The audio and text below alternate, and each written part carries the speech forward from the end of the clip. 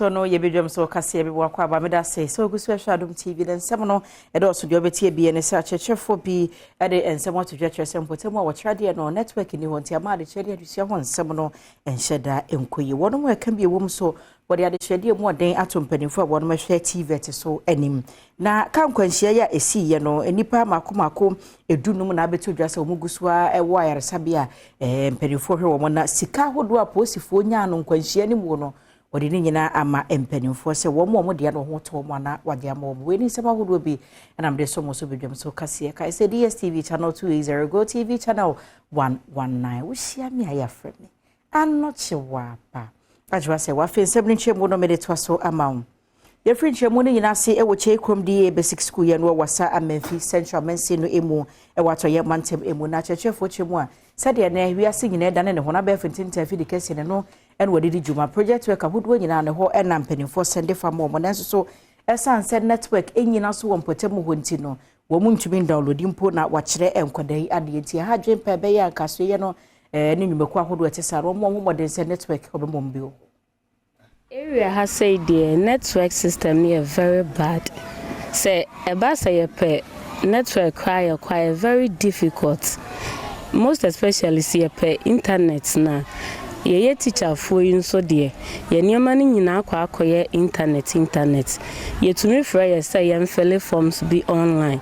But see be ye na ye nya network ayade ye. But ye ho kire pa ewo ye network system no ho. Ye dum light bia ye nya network. Ai se nyina abegina ha. Wo ye secret call bia untimi enye. The SLMPNFO on beboy. Because nan saying ye juma ni nyina akoye soft copy into no me phone kura dundum ya ma juma no ayedin pa ma yawa. Unit Committee Chairman our Chekrum Shedrack Owusu Candyman enso edi nsem se na tudwa edi fa networker enkoyi e won patemu ho no. Ye ha o madwen mo mbe ma eketua ni bi. Na nsuo muna na ji kukuru ayira mo ne tepe na dum. Ndi light no so dum a yintimi nya call yintimi nya hwe.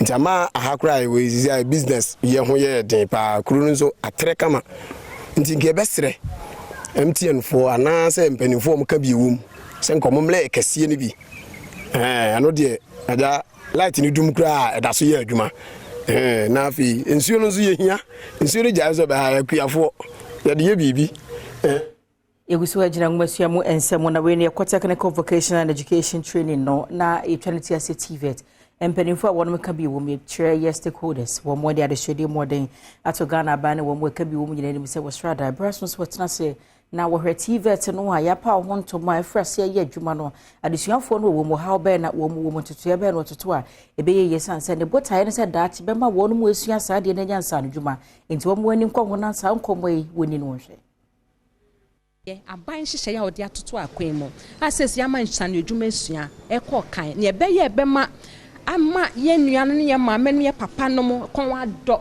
no mo ehu se sese ya no se ye de ye makose omonko vocational na technical school a enye bibia wo se ye gyan no ajeje mu eye bibia edi mu sector won esua adwuma kwan won apprentices artisans ye na ye nkofo a ye stakeholders in TVET na sakraya aban aye ewo TVET mu no ye nyina ye ntibi na fe nso emre bia sakraye bi ba e de ohaw fufuro bi eba ohaw ben biom na eyi niti a e wo se yen a ye wosa sector yi mu ye hu ye be ya ye na ye be de hu abobo ye ahwe kwan a ye be fa so essence ye hu se TVET no eye enu achi adesuafo ne wona wode won ho ehye conference ne mu enso den sem sei eto adom kase enim so obi ma me atare na make chen say oh ende beji and say 3 days time come for it.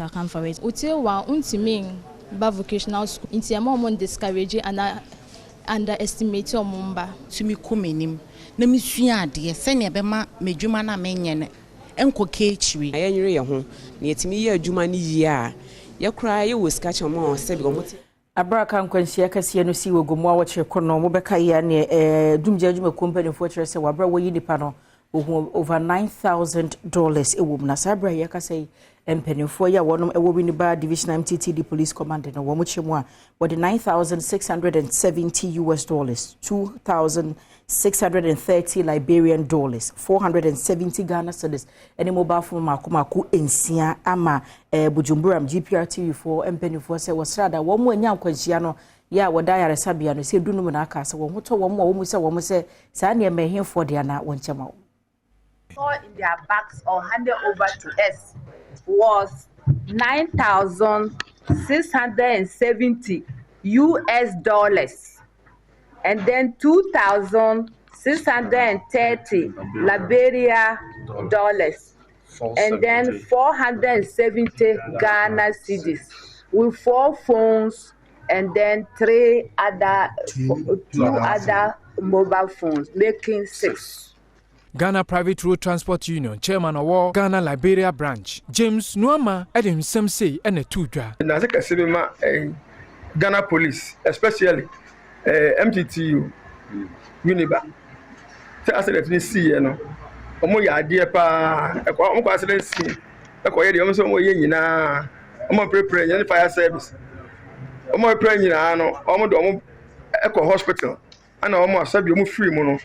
So do na ekogu much na mo free mo no o ma tene ska o ma saka nyina ene o mo no ma nyina e de amame onipa ba ko a wono enua ana na wo yuton bus yi mu bi anya konhia e ma ne to anana no wonse do Kwame Twumasi enso e de nsem sei e na to Adom News nsentwofo anim nyina no yasom na yenim se accident na sin enya de papa ene e ko hwe car no ne tanker driver no e fed atanka ne de enya de a esweni nti ye boase Ghana ban ni road safety no mo nhwe mo mwaye maya kwanso Kumasi Accra road any Cape Coast road wo hwe kwan we ye kwan a eye ade a ka kese ne kan ketwa enam so yie pa Yegusua ejinare hosem emona mobekai a brantie na se akwada Justice Mensa Akakpo ya nipa bonfo bi je ne nkwafiri ne semu abokopɛ no onse wabra empenimfo susu se nkrofo bi nim hu bi na sa nkrofo no ye oba na ne kunu na womma wo kan na se womma no wonu sese bi kokoko gina sem di bia kase bu na edi wo mu asem ti bia wo so de onko no juvenile court na ajaben court no tena se no he ona na najwa se wa dua donten en wotina adwamu no wo chese enkwada ne famud asem die no yakopon ya dum afiada na bekoso Mesra mse bibia ya botere enti wamunya botere ne kasa bia enye papa ne nuabona de esra mo a esra wom omuntwa jeje na nkasa mpasa mo a waka no akire se wabọ mo media fo na baso se mudi akire ni nyina no enti menye asemo a ebe ya asemo jan keke wakasa ma yenso yakoma toye enipa bi nso a eka abusua no ho ebaye ene adom kase ekasae sama ye kan ne se ye pe atentene ne ti ye sre police panyini ye papa dampare ofa ne nansi fom kamia ye se de bia bibisi a ye se hiafo ne sikafo de entimi ne wo montwe sam no kura da ho a ye nto sebe ade no waye ntia wose wuditum hu se waye mudi na chi bebre na mo pesa mo hatasem no so susu wenya sam aye hataso wei enya sam aye hataso ntia sam nyina ne se na nadu ya pa ne chew wani owura dampare ye sre no asam wedie ye sre na da uruma ono kita omen ye sre no se woja papa wei mane sa kwotena bro no so dia ene ye sre no Infri hono mona yanko asante mantemo sika krom obuase na wona be hu Anglo Gold Ashanti na ebeto odwa se wono mu a enitumi kratans wotufu mogudie beye ahasa akwakwaka Anglo Gold Ashanti wo mu amena baako emu na ehwehwe mu ma beto odwa se nyese wono mu kwaka amena mu na nipa dokra no no mu ye de wotwenso 87 na amena ne de wono mu wura mu nanso ekwan Anglo Gold Ashanti fo ebiato wo se wo mfa mu mpie no wosuro so wo fa hopia empenifo ba kire wo mu nti eno obo wo ntiri mposo obekoso a asamene no sa brede aposifo no wo mu eka bi wo mu eno wo makasa manipa aduo wotwenso no wapia bonte aya nokure ba nokure so ese eka they were not trapped willingly eno omuko ho se omukope omanu aduane abeti na unfortunately no on their part no baby omofa wurom no me say mine no so leadership no ehu ye na omukọ sili ho omukọ kata baby omufa room no ano. That's just they can no go back where they went through. And wachi mensiri krachi yo boss is Faustina Misa enso kyerɛkyerɛ sentia galamsefo yi ɛyɛ de wo mo ɛyɛ no nso kyerɛ sɛ enya de atwa yi me hu ni say underground ne kɔ no ɛyɛ ebi mo dead because ɛyɛ faster ɛyɛ recreative akɔ no wutimi kɔ ba dakropɛ ubenya sika enti sɛ dia yama watase a wukotu obetimi atu bɛ 1 year kra na wonsanka hwe no ɛno nti no ɛyɛ a mo de compare na kyerɛ sɛ baby aye akono chen baby enu nti na ye emane basa ba ne nyina mu no so na kakra me ka ne se me hyem emabu no nkran se every one yankodumja adwumako no emu na chief fire officer de magana national fire service no Julius ko no alebkure na opanyi wode adehwede ato enkanka emeni mu se akande ne wo mo adwuma no bi no se ba se oha bi se ya na ankeka no wo mo eyema ne yefepa afekwa na ma hodo wo yefiefie mu ene adwa hodo mu no yenhwe na yemi ani nko kwan ye befa so abaye ho ba ne jasese ho nsem abrase se de sesei atofo no. I believe FISLA will be able to rally around her to enable the service meet its target of reducing fire breaks by 60% by December 2023. This could only be possible by aggressively embarking on house-to-house as well as radio and television education programs on fire safety precaution campaign nationwide. With the efforts so far made by the Safety Directorate, fire breaks have been on a decrease on the monthly basis since January 2023. President Aononeda Fire Service Ladies Association ano FISLA Doris Lamte edi tudwa enema hudo bi a womo edi egu akwemu a womo ede boa emayo a womo service nim. We aspire to become a beacon of inspiration, a force that drives positive change in the community that provides unwavering support to its members. To achieve this, we have formulated a comprehensive plan that encompasses various initiatives and programs. We will foster an inclusive environment that encourages active participation from all members, where everyone's voice are heard and valued. We'll organize workshops, seminars, and training sessions to enhance our members' skill and knowledge, empowering them to excel in their respective fields. Yenko adwadifo ema na adwadifo no ehem also adwabia no mo wadwa hema ewo ho na se market queens asem ena make enkran edwa kasie mu na afi kumasi edwa kasie mu no aka won ho abom agigi sika wo kye se Alan Kojo Chairman Alan Cash afi na edu no susu wogina se Franketi no MPP amanyoko ni di mu nti wo ho akeka wo ho abom agigi sika kwa MPP eye omo party officer akoto form samopenyi na yewra Alan Kojo Chairman di obi enim se we dwadie ehene iti my time ade to ye ni wo Kumasi job no wanya ye obeboa ye pa nti yeso yese ne bose se Nana Akufo-Addo ebreso na wo transia enim se yewura ne beba na ne krata de ye ma no kwan kra mo no kra wonkonkoyi ye nya ebedi diska na ye de akwakoyi krata no ama no mene mahema afo nyina ye kabom ani dwadifo nyina kabom ame agigi sika enya more than 1 billion titisika na America na manyini tumi nka ya ba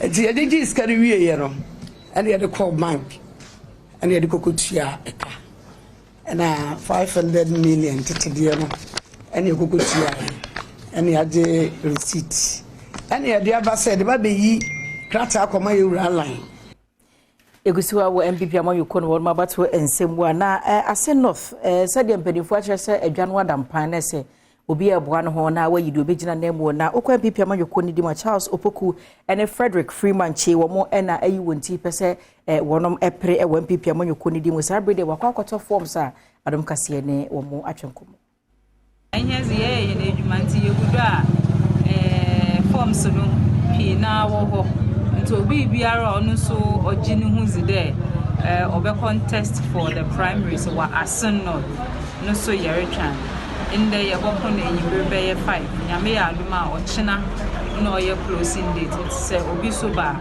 ye wa ha ihe no so yeretwan Enwachi Charles Opoku and Frederick Freeman Che and Musifo and Wohonom as it in same say in the Twaso. Yababe picking form on behalf of Honorable Charles Opoku. The one and only. Bani say Okokesi and Drew Honoma. Obetumia Kono Dia Kunyano Diama, the new patriotic party. Na impempe no ya papa de isuade hu na si na nisu de ene bebre na waya krado se ye mano akwanya na obedi amanyuko nanimu a obeji akonya no nokure mu ne fe nso so na efe no wabo party ne ho ban na impuntu a esefata asenofo no wahwe amanini na nso so atoyie yenim se omobo woni a omonim wo na woni abre na woni mo aye djuma no bebo mabaso. There is a story with MPP for Yambawania, Abre or Party Mabas. You said this time around, Asin North is going to do that. Cassian was seed, yet return or the one quarter who do win Sabwa Buffet, online portals and some who do Adom.online.com, myjoyonline.com. About Boswama, na your condo, na your feeling, said Manumone, and I say, Wako can kind to details. And see, Sabre dear, incoming Nakasaba, or my hene quabna, Asante, or mining na yakene. I don't know. Am I? Oh, much. Yeah, maybe. No, here. Right. All right.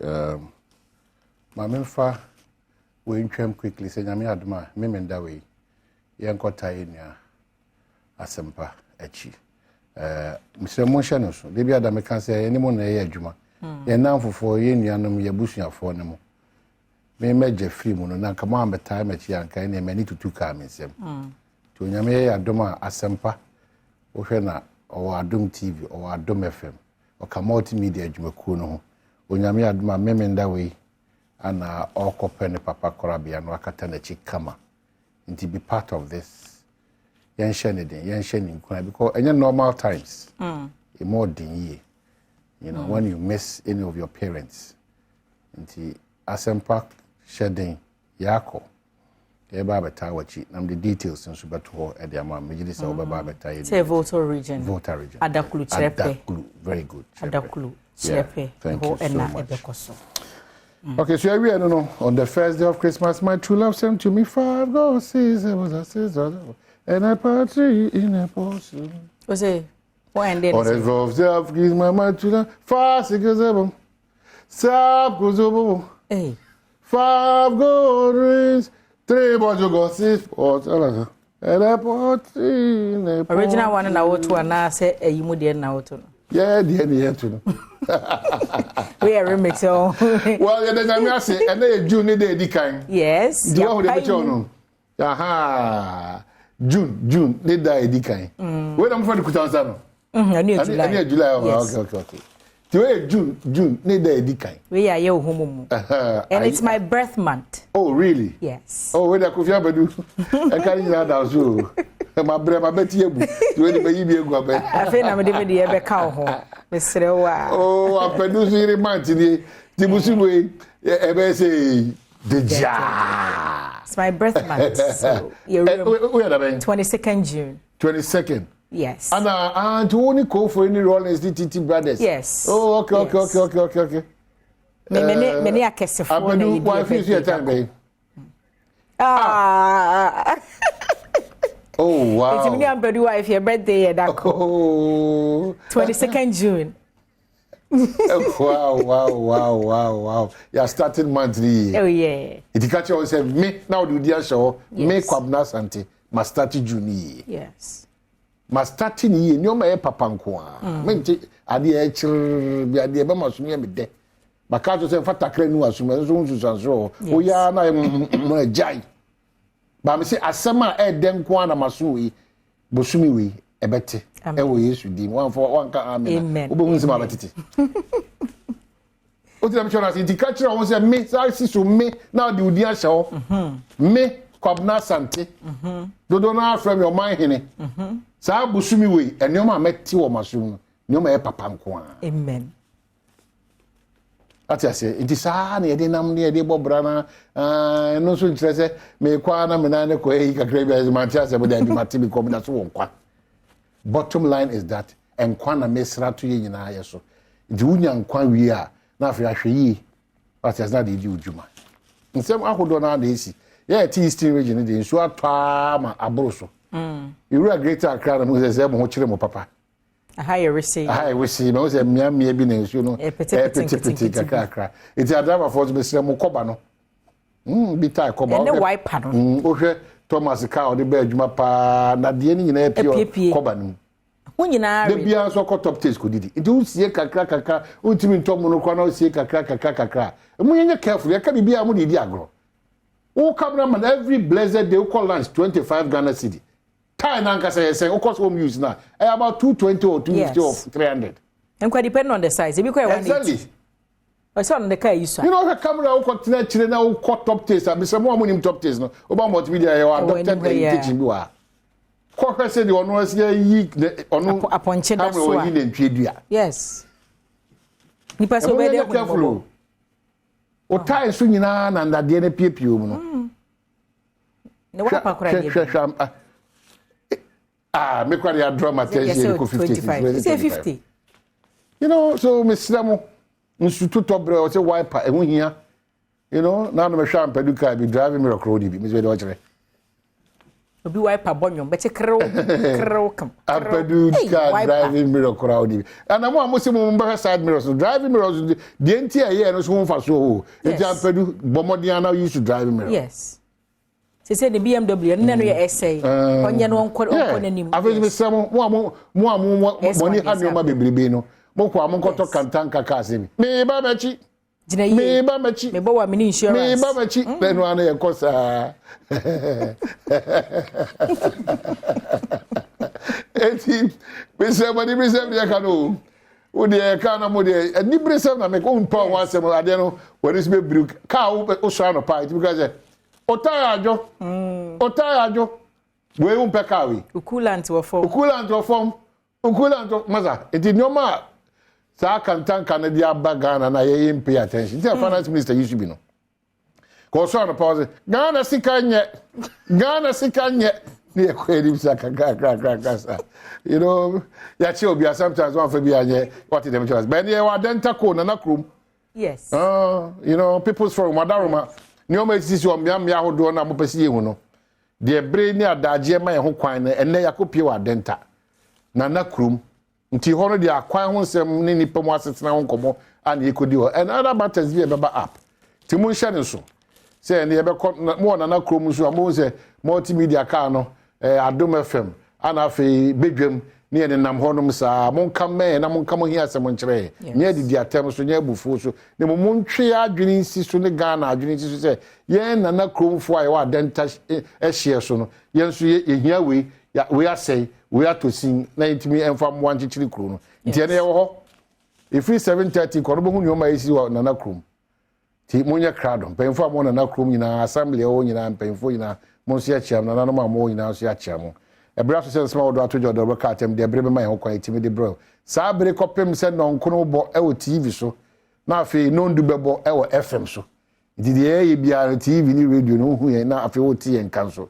na se bibia e ko kama e de e ma o chia o hima o mo nya si hini ste afi na mpanimfo akodi nkomo ne nansa na o hwa abakose mu hwe se wo fra himfia na kya se o mi fra himfia kuro mabira no e ya se ne adwa Hey, girl. Me so be yasini. They believe no no, they tuni kromle ni so. Oh yeah, me ya kwabiri ni de se kronkron ma ma papa nyina frɛ bra. Ma no kwansi. Na bra no minim sɛ yasini akoga. Ah yeah. Nti ɔhene ne de ende minim sɛ somewhere early this week. I think it was on Monday. Me frɛ me grandma no so omukodi nkomo.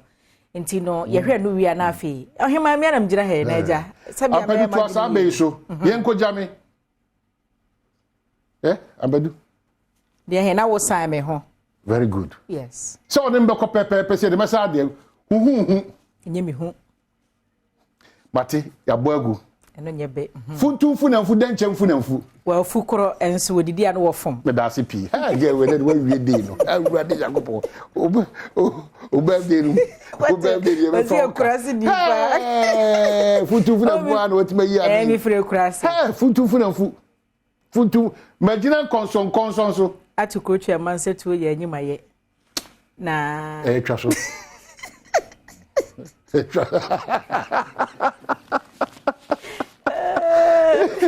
Daily guy they say Asin North by election June 27 easy for the day to job. Mamufia Pedu, that day, one of our programs, so Oba, Brano, brother, Jimmy Dickens, that day the baby Shianankasa. I will say yes. Catching tray, Mammy do.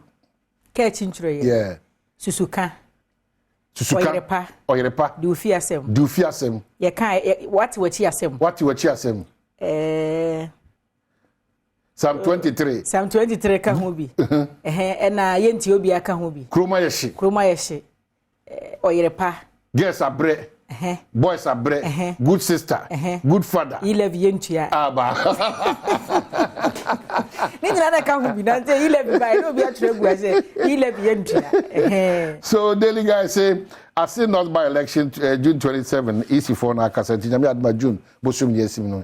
The data so eduno so ana abato na eba so ase not no be any man so say NDC's question faces 10 years for perjury and meremu no say ohwe area question kwadu e de bono na se sa na etie na akoye de a banchire anya hwe kranfie dudie sa na mra no eka market queens pick forms for Alan and they will say enya ba no chiwaba my phone come almost because of the person Alan Kojo Chairman is. Yes. 100,000 Ghana cedi. Yes. Now no mo ko to bank. Na the oma be jom de come Alan Kojo Chairman.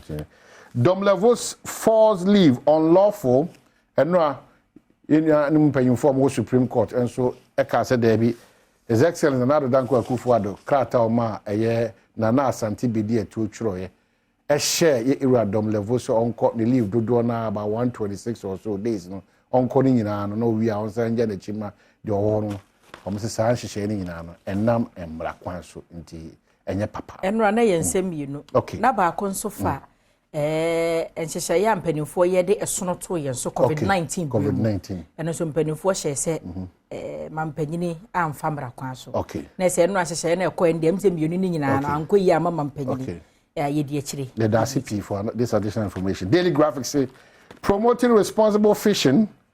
Minim say enchebia how akusi be ya topunum promoting responsible fishing, protection of ocean vital. President Akufo-Addo assets at Blue Economy Summit.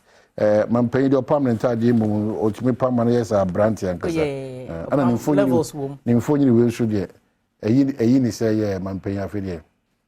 So ya fe no ya brand here mo eno ne empire ya be bobi am kom kutu dem bobi ma ho se wo mpani me yes Tinubu a no okwa na afi no mpani fie mu no ya me ma wa hoden yes hey Tinubu akwa ya mafia president Tinubu na obi ono o ma speech kro kire mo se sika ya de sofa ngo so ma bo ne ba for bi ya fi so ye Konfanochi Teaching Hospital suspends 2 doctors for extortion. Dr. Frobeni running who mobile. The new crusading guide. Market queens pick for Alan, believe he is capable of breaking the 8 for the MPP, and businessman clarifies Information Service Department land tussle. Anyone who say Ada chiefs warn politicians to stay off Songo and Ni Noi Note, Shakes Clotte, Kole constituency. I don't know what's happening.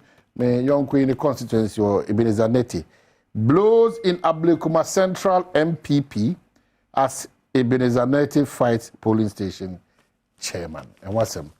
And I bet you just small daughter the broadcast and I'm not sure about quickly or the ever go through the told you online so now that's why in common. Your online portal, adomonline.com, our EC announces Tuesday, June 27 to hold us in North by election, where you can edit home and come away. So you can watch some group of market queens pick nomination forms for Alan Kojo Chairman 10. NDC so you will say Asin North MP charged with forgery and perjury.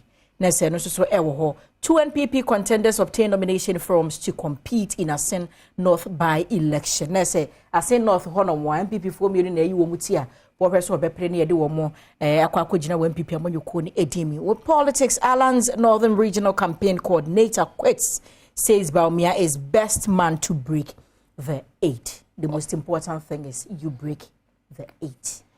Okay, so ya di besi, Mama Sanka will be say, Manyan Tessin soon, I feel a Google on cranty, I feel na ofifia, or fast the eno, ene eye wo hyen na obetwi ne hyen na akotene mu no mesrewa speak up because they say there yentimi nkase nyame na de manyame na agi bebre avoidable meka iwo bebre ba iwo akọ hospital a yebetime sia no kwan hye bebre yebetime sia no kwan ba isanse de ahye team say onyame na de ma onyame na agi no nti obi kura mre yon ne sinto ekofa hawbre a ese onyame na de ma onyame na gie let's avoid some of these things and na be ma ye hu say ye nipa ye so ye dwene na ye do man nti mesrew o ti hyen mu na driver no modern bono unzo oda unse America tente baby you overtaking en fa wadaroma hwe na adwene sisu jai nipa na mo gina chire kase ye pentemu ye before wo de ho na nkwa no jai ehunhia menti omo enkwa no hunhia save all of them because some of them over so do Cape Coast and past 7 na on continent bus mo 6 expect it to be 7 you know so mesre mo mama ye mo aboa ye ho na fe institute of branch ni isi no PRO aya vigilant or area honom omo fa baller echichire baller na ohwe benkum ni nifansu otosie na bam ibi kwanya akukuru de to kwan ni sei se insu bi piana mana ko gatem unfortunately wo na pia ko se o maame dan no ndi se afini na wo gyina na o maame dan na akosi wa ma na o maame so bom edi su ba ni no boni pani dua na dua na ba wo ho bibia kama na yere chichiri kuro ni saa nti umpeto tutu no mpene no bia saa suni ban no jai efieru anu so amwo nkran ha moda so sidan a mode bia ye hu yie no arente na no pia rekọ han ba ko kaso a ono no ba bia nipa be ne hu yie asiesi no na wo koda ho na bedroom no ase a kyeresen fa bibi twaso na enkwa na no mai wo ka sembi madwene ho ade bia migusu adwene na de bia no it rings a bell say ye boldin what comes into people's mind enye din o man hene kwa enye din anochi wa badwa say wa ye bo PRO na de manfo ebo mu chimni de yakwa wotwa mu de o chesi ma we de o ntam paduane o papa we de enu na ye udin enu ni udin no enye PRO no enye amonu na ye frɛ wo ti ana mo bi abetu bia no nye din ama me de wo ni din na mo bi ebodi na what comes into people's mind o twa ma ye true for no enu na ye udin kalabule ni na ekono odu besim sesie tie no na opanyini so no so ne de Thomas you try my sense na ekoi you sense do I no enti awusa ye kona ye kai wo say ye ekoi de na say akokansie ebeba ya trust na interviews ahudu obi oho ye ya ma sana the people's forum and so ebetwaso all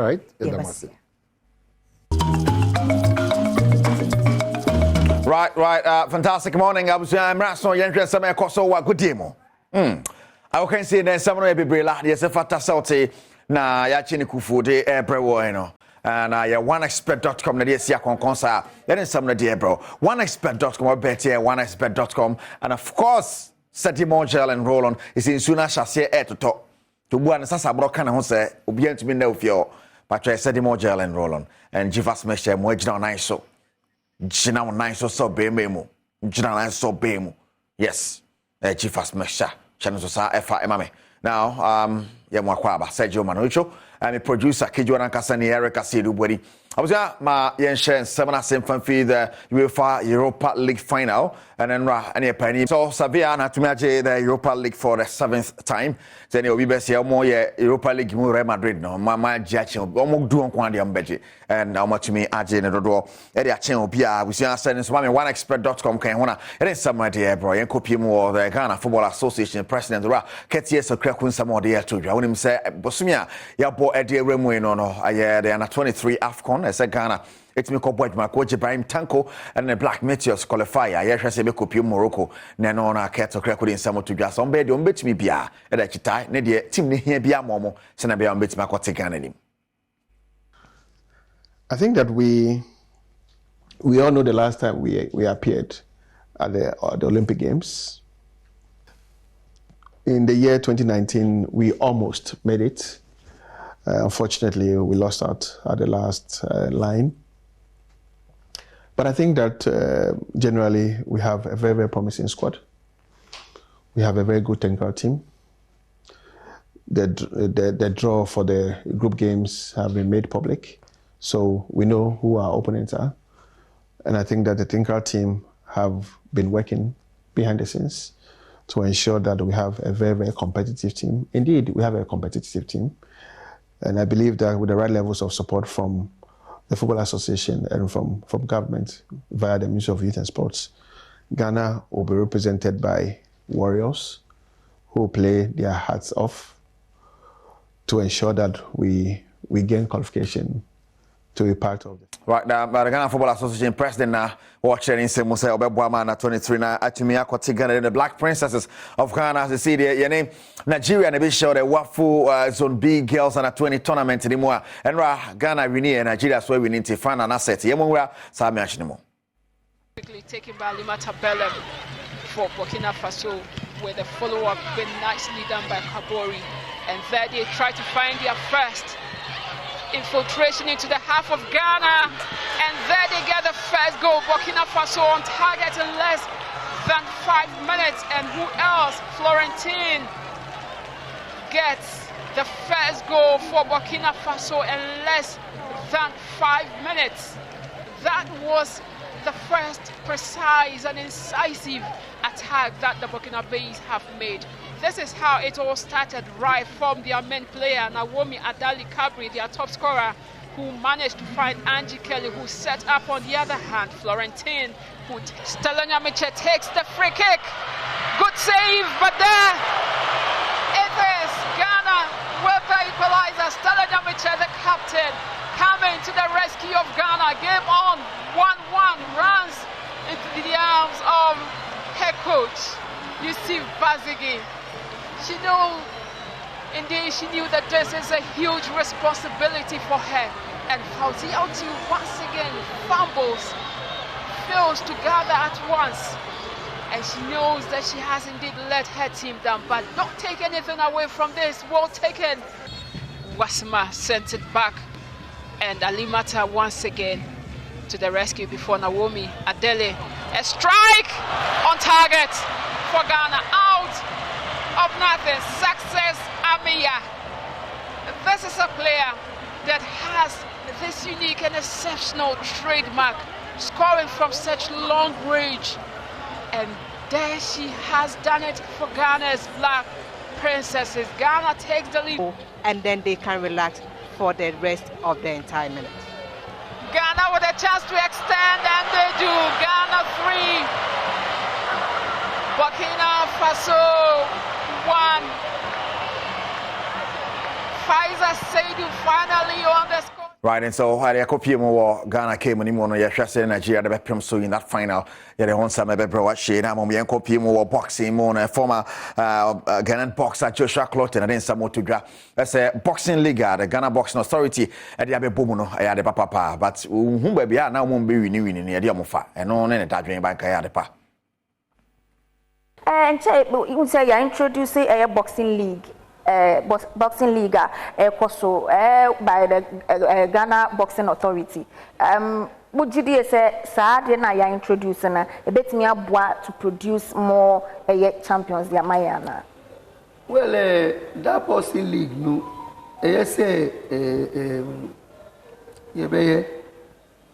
because one reason boxers no omenya active fighting maybe couple of months they fighting active in boxing no my boxers no urasti. But one thing about that boxing league no na me what problem was sometimes no most of the boxers no mo kuno enye sometimes no the last time no na me coach boxing league no it was very, very fantastic because guys no mo kuno that bout no mean lie. Okay. But sometimes no they start no now most of the boxers that they don't know anything about boxing. Joshua, you kobo kama we share a friend saying some baby are working. Usha Ghana boxing our future. Do we have a future? For now, to tell you the truth, no. Wow. Because the amateur fighters no. Only a future. Okay. Omuko Commonwealth Games. Omwa winning medals. Omwaba. Omwako World Championship. one person, one guy no winning silver. One losing the first fight. Ever games. But a young problem because government want to miss sponsor. Right, Mabusia, yeah, more quite about him, no, yeah, Joshua Clotte at the Eto Edra, Sedimon Gel and Roll-On. I'm okay when I some idea, bro. Pin Biaba Quest, Sedimon Gel and Roll-On, oneexperts.com. I'm also, baby, I have a bet, yes, I'll call oneexperts.com. And of course, Jifas Mesha, more journalists obey me, and more journalists say obey me. Yes, sir. Sajo Manuchu, I'm a producer. And of course, image where share matter, you can Instagram and share image where GH now sort out man me and today now. Or the bema come and be at me a quick. I say, what the Nankasaba package one, Erica see the body near. Because I have a game. Badwam so eni braso se etna se na nkomotwetwe aye wo no apomodie hu de ne yifi ho no mo e ma wansa na brepebo no ma hene kwabna sante tena se be call the People's Forum community kro a ye kogina no mo hawa hodo mo wo no na ye di ho nkomoda me kai wo se matena se sei de DBS Industries Limited eni krame mu edan so body e wo mo boma ne ye fe ma ne ye akono maka senya boga nko an e bone dan so wo te Ghana hawa bre Charlie, reward yourself with a good roofing system. Na papa nan so no be sure wada DBS fo nko a e de be ma ho ma che so re nyina achi na kwakora brem ensuo to age se wo de nchense na wo de akoso sanse wo nchense nwunu a na say you are not being fair to yourself. St Andrews SHS say wasrada no ento asosu kusronko e wo ho campuses the doson baby a ben wo bia na bi wo ho enti obata battery bi sin so we ha on computer placements bia hwehwe St Andrews school e ben wo na ne mpanifo ni nkita bo no so da form bachelor obada man da chen ayefe rich okosi anopay twitwa bi na bubobi eye rich creamy eye milkish chocolate drinker e wo ho na ye powder enti no ansa wa hiti unsuo na se wo de afra wo no mu bibia e wo mu dada Franco Trading Enterprise say eye phones, laptops, accessories, printers Franco TV or the aba Franco air conditioners, tabletop fridges ni nyina or the aba download the Franco app ne to phone so na no mu ni nkita ho na ne ma wo pe bia obie mu a ne bo ne bibia da ho sizes wo mu nyina no ubenya bi wo ho St Andrews Ultimate Remedial School so ba no watro wasi so hwe no we wantwa anade wonya we ne nye wonim se wo ba na wasi wo twabro saa na wanya ne saa me show ma St Andrews Ultimate Remedial School for mfa bosumi kakra bi nche wo ba na de na wansa nkochuruntwa na nto aso su kwa na sesua pon ya abai wonko bi na ne dache enye fese mmekwe na aka me ho matena se anopa ya no che wo ba me bedi enkomo na na me ne Sadiq Abubakar na be twetwe enkomo free Ban Herbal Center wo se ka Ban Herbal na onim se nompe de omo ye expert e wo dompe emu na enye no kwa no mo ye ne ma hodo bi wo ho no mo a enu ntiri watena se ye ba na ya bedi ho enkomo Abubakar mache na ne Ban Herbal makachi ye bokode Yakopon Adom ne amanfo mpaibo ye de Yakopon se yerim se dompe ho adwuma de mo ye expert mo adimu ntintimai emfa ho sa accident nipa na nya na se de mo ye ho adwuma yi na ne ye fra se free ho na se yensa se mfira foforo na mo ye no se wi abewie no mpede de no se se ya boy rents tobrim enti dompe mo asem ya e be ka bi kwafo sasa bora sasa etutu wo yes acha se etutu wo mti yensa se free dompe asem na wi na de wi on ya so aninti ye de enchi akase e be ma hwefo nyina se ne da wo nim se Ban Herbal Center de eba ne se odompe mu hotoche made a baabi a so da wani erechre ya se hope aninti se bia sabrei awo aba anase ensio gui na osasabro apija onante ni wote oyawo e wo nkutudwe mu a eno baabi a so da wani erechre Ban Herbal Center ya se o ne ma eda sonko ene se babi pi mo e hono mo baabi a ni operation ho ne mum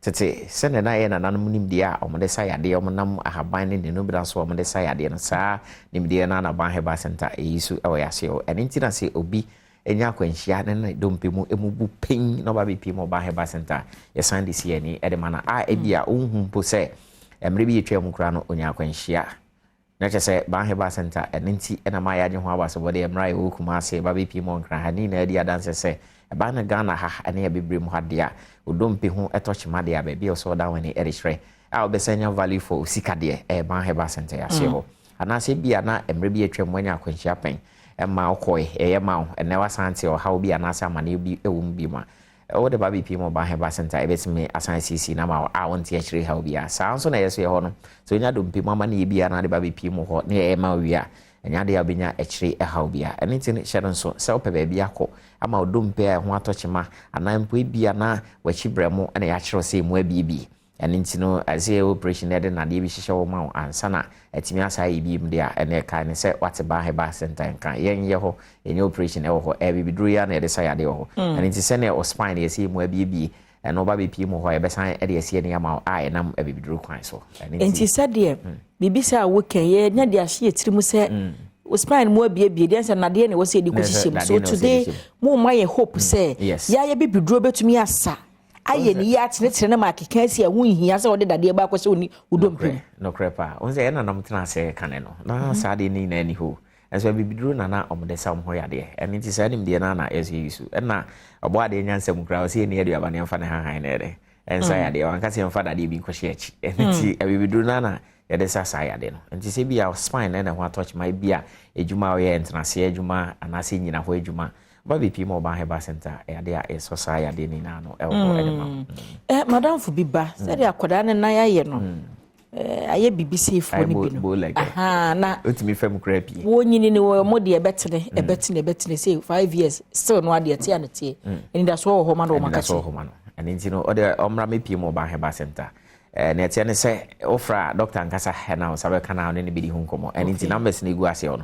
Ofre mu bia on sabe kan doctor na ne di nkomo e dia fam enti obi biara o sa hawo no e bi kura na afiance na yawo nipa no foforo e na ono so omo eni da so se da chi bi onyini a ne nan ba betere ka hu ni se ne e de enyini ne sa na de be nyini nya de a o chena bi e ba betere bi bia je so de ne ba bi pi mo ya se ho na ye tenetere ni na yi e de ma no ana se bia wo de wanyi e na wo no bi ma wa be de enti o fele se bia ye tene ni ya o de bra ba he ba center ya se obi obubu ya onya akwanhye obugu dem kra oba be pimo ba he ba center original na so na se mfa ho no yes no bo se na oso na correct ye ba we de wanyina bro se ye ne hwe nye mo ho no nim wanyina bro so fa ne bra ba he ba center so oba na ne dompe na sa antene a na ne se o sa ba be ka se ba he ba kra me te se mo so mo ye dompe expert kra no be ba me ho hwe na obi anso ma ho a wakwa wasan ba back say bia ade e ma no wate o ha bia we kire ba he ba center de bin sense da and intra ma ye je ho abasbody no wow abuso na se no dompe mu nkomo ne ne ba he ba center Sadiq Abubakar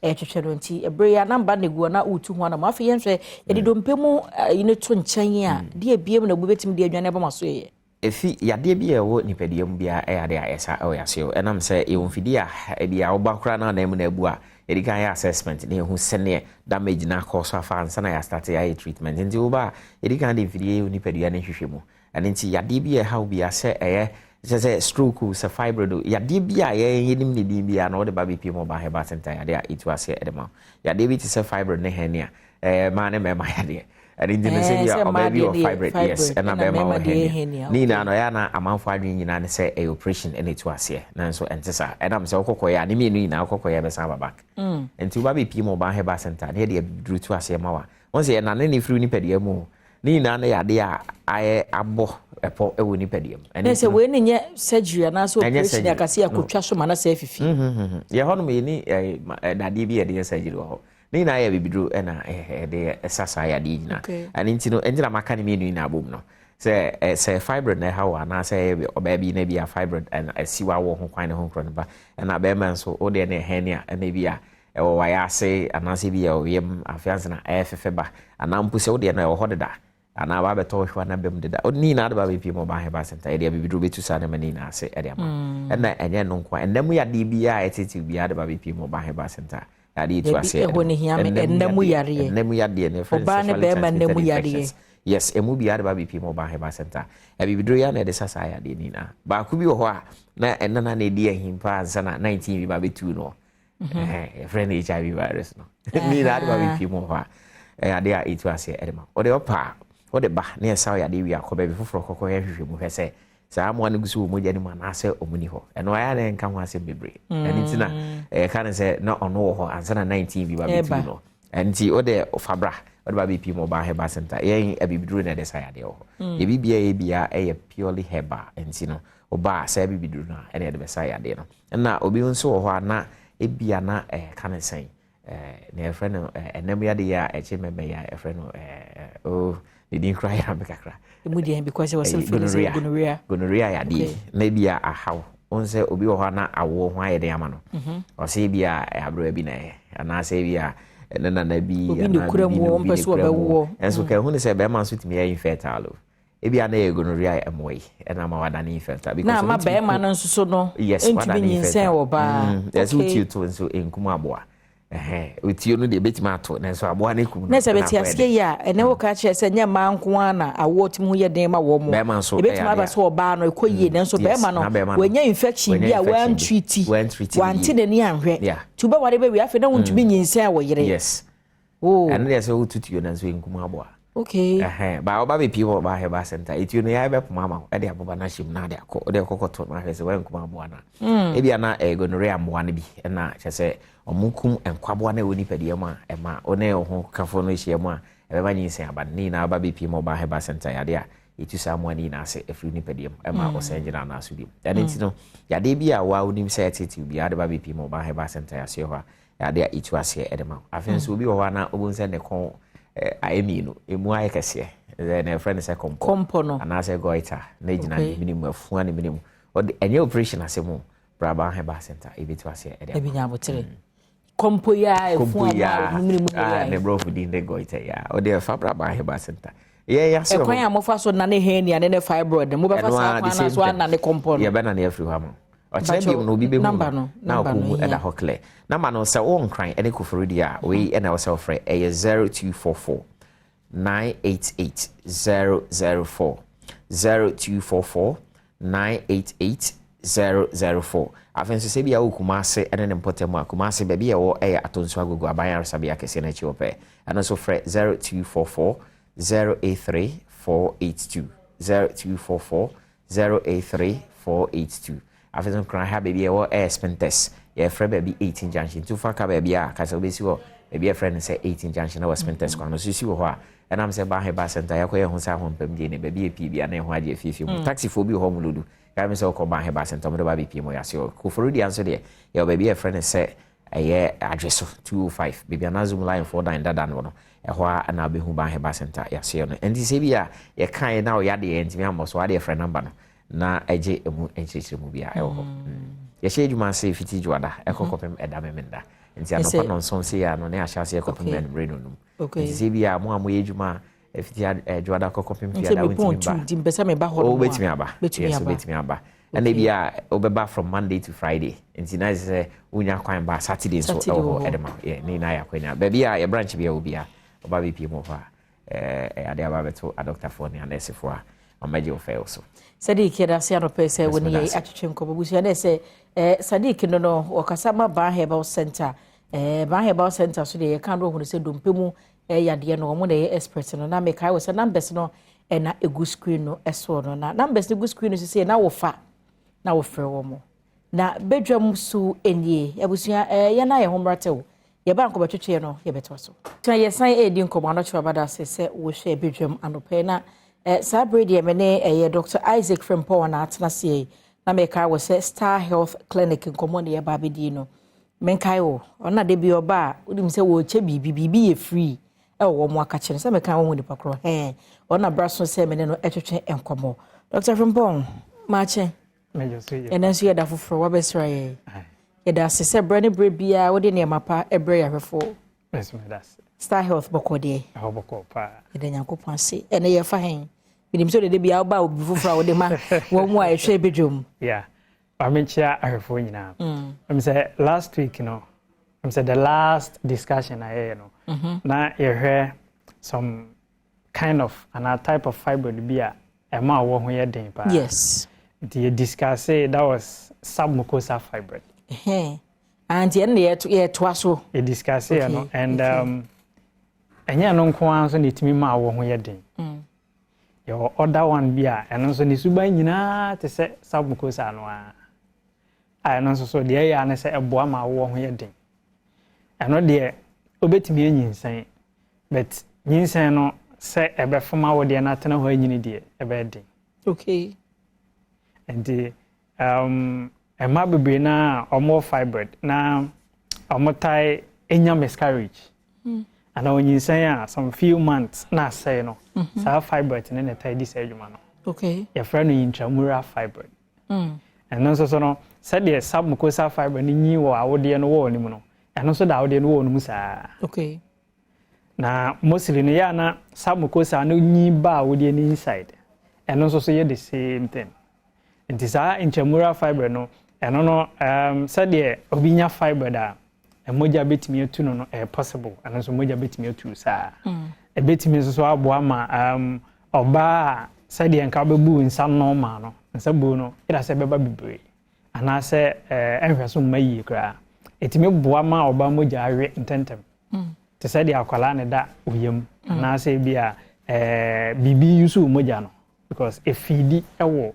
oba no moja wo yusu no owo no ono waye brebra beda ho no na wo sai enum wo moja se eda wa wodie mu nti ayesa oba sa wo ba o ma odidi a odibi nti ono abeda wodie ni mu no said de nka akwada da mu a ko bo feed on your blood any nutrients ahodo bi no ono so odidi ni padua ni mu saa pepe nti na mostly wo ma fiber bebre na wo mojawe okay bebre na moja tai obi okra anye se bebre na bleedi and nti wo moja tai okay obi nso bleedi ba de bia ni mojawe because fiber na ye kese a efidi wo wa nkasa oba no omoja wo ni pedie no no efidi on that na eba ne sa nti yo moko other foreign countries na omo kwan bi omo fa so stop fiber ne say enyi e friend reembolization the ya ne say omo ma veins na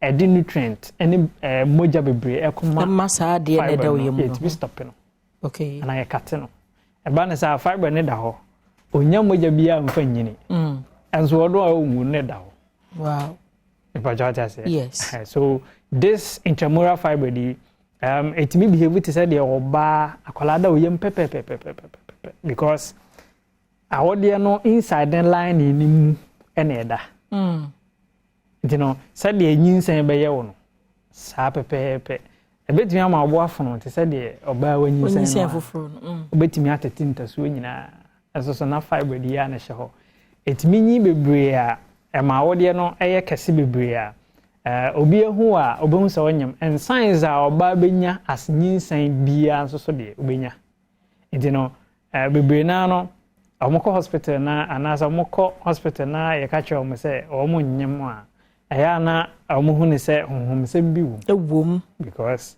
symptoms a wonya nyina wanyem pen wodim se de openfo asetena tie it is okohia osofu bi no ka che ne se onyinsan ne yi uba no pe oje di oh okay nti bebre na wadwe bi se onyinsan berebi ye yi ne ba nti wantimi anwo but no kra bi anim this kind of fiber dey betimi am behave to say openfo pepe na yenwra mu ye yenim se oba de nka afu afuracha no 5-6 months no wafu na start a pija good sa fiber de no so de take years and take months fiber ni growth no it depend the way so okay because ayo hormones na na regulate say ebe nyini ntem ana empo ebe ba said the other time near discuss here ka estrogen ne progesterone ho asem no de ko ba sa hormones no ko bro so bebre ya na fiber tin nya kwa nyi intentem okay and now ebia said the other time near ka say e ma na omo tai use hair relaxers bebre no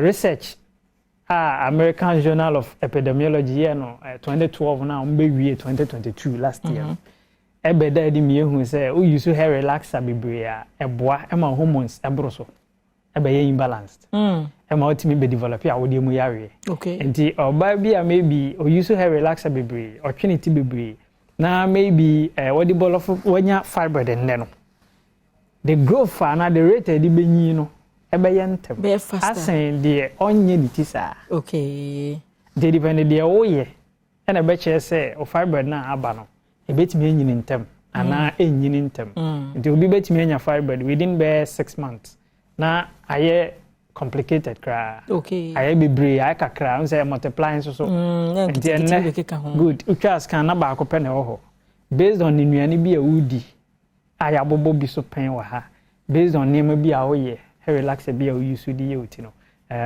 ebetimi enyini ntentem within some few months ubekɔ na afa ubetwa foforo na ema ne nananom nyina tetare ho but ideally no matter the oye obetwa scan na behu se fiber ba ko ho na betena ho 1 year 2 years no hunu se obekɔ na bi abeka ho And now say and one can size no I can see because the course ma fiber ni buy no in fee ho and that's all. But Georgia said yes. Good. And you know the oh yeah and a betcha say or fiber the betcha and sana any. And Star Health and Obi Bar which me diagnose him and he was over fibroid. Every do a woho and a who here say we yen and tem. Nina mo ye ho adwuma. I say the assemble corner said adibia na very bad. Na are when he say obi have battle fiber the years. But onim po say na fiber no endorse mpo. When man say fibroid when you man say fibroid. Okay. Ti be na him say o call hospital here so fibroid. Nton onim say fibroid there fibroid ba ko pe. Ade ba ko pe bi eda ho. But be na beba no we say other hospitals no I say omo manage ni bi. Omo manage ni bi. So endorse ba ko treatment line ba ko na. Okay. Nti hu hia so munya adaje chesho mu say endorse ana edaha ana edaha. But we say ye no ye expert wa wo de ne yare ebam. Yes. Nti ekobasa fiber do ho a e wasi ye hunu dodo ankasa a e wo ho. Na ye hunu say treatment no obeye akosi bri we na ni nyina afri ho. Okay. And maybe say endorse mpo a edahin because our the another one your divisions baby property and tare no nti e bia na the na bo fundal part e bia na the no ebo posterior part na fundal part na fiber the tie nyini ntempa na say ntimi because ho nam ho yi pa okay our the no nyina ho na nam wo pa nti say we develop fiber the ho mo a ntimi nyini ntenten yi pa okay sana ete nti enwe obi hwe sisi e fa he no Star Health Clinic obi homo Star Health Clinic your branches no ebi o Kaswa okay Kaswa Otacity Akwele Otacity ho onye do Otacity ho taxi rank bi ho obi so bia obecho Star Health Clinic and your branch Kumasi branch no so ewo ejoso kwamu ekwan no ho kwamu ho no mo a Four Junction no so ho ye be Baptist Church no chano so sa efoma me sunyane so you fear pray ebia Nigerian Bank o no a na German South no your Japekrum fitem okay.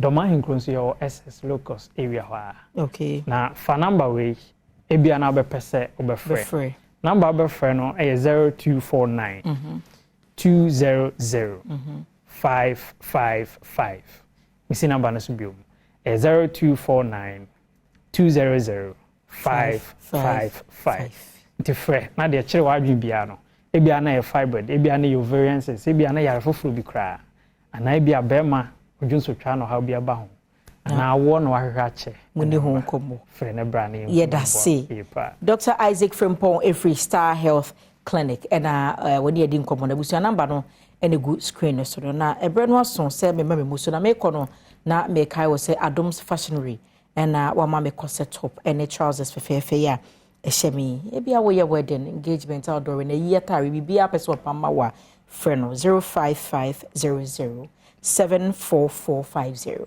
0550 074450 Kumase Abusuakuwa Junction Macro and Abehu Adams Fashion Rebusia so na mejina na mama bimuso wo hia me a eya freme anoche wa ba adwase wa man ne kwabna sante tena ti de na make house the People's Forum it was so.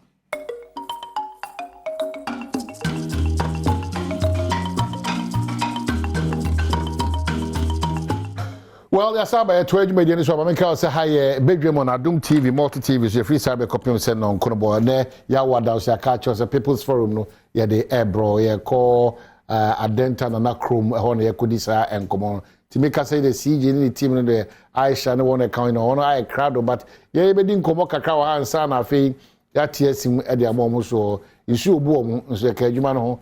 Last edition so no before this one, previous one, is your boom still until you boom. One day, Miss Mini, I'm not sure about Genius one month.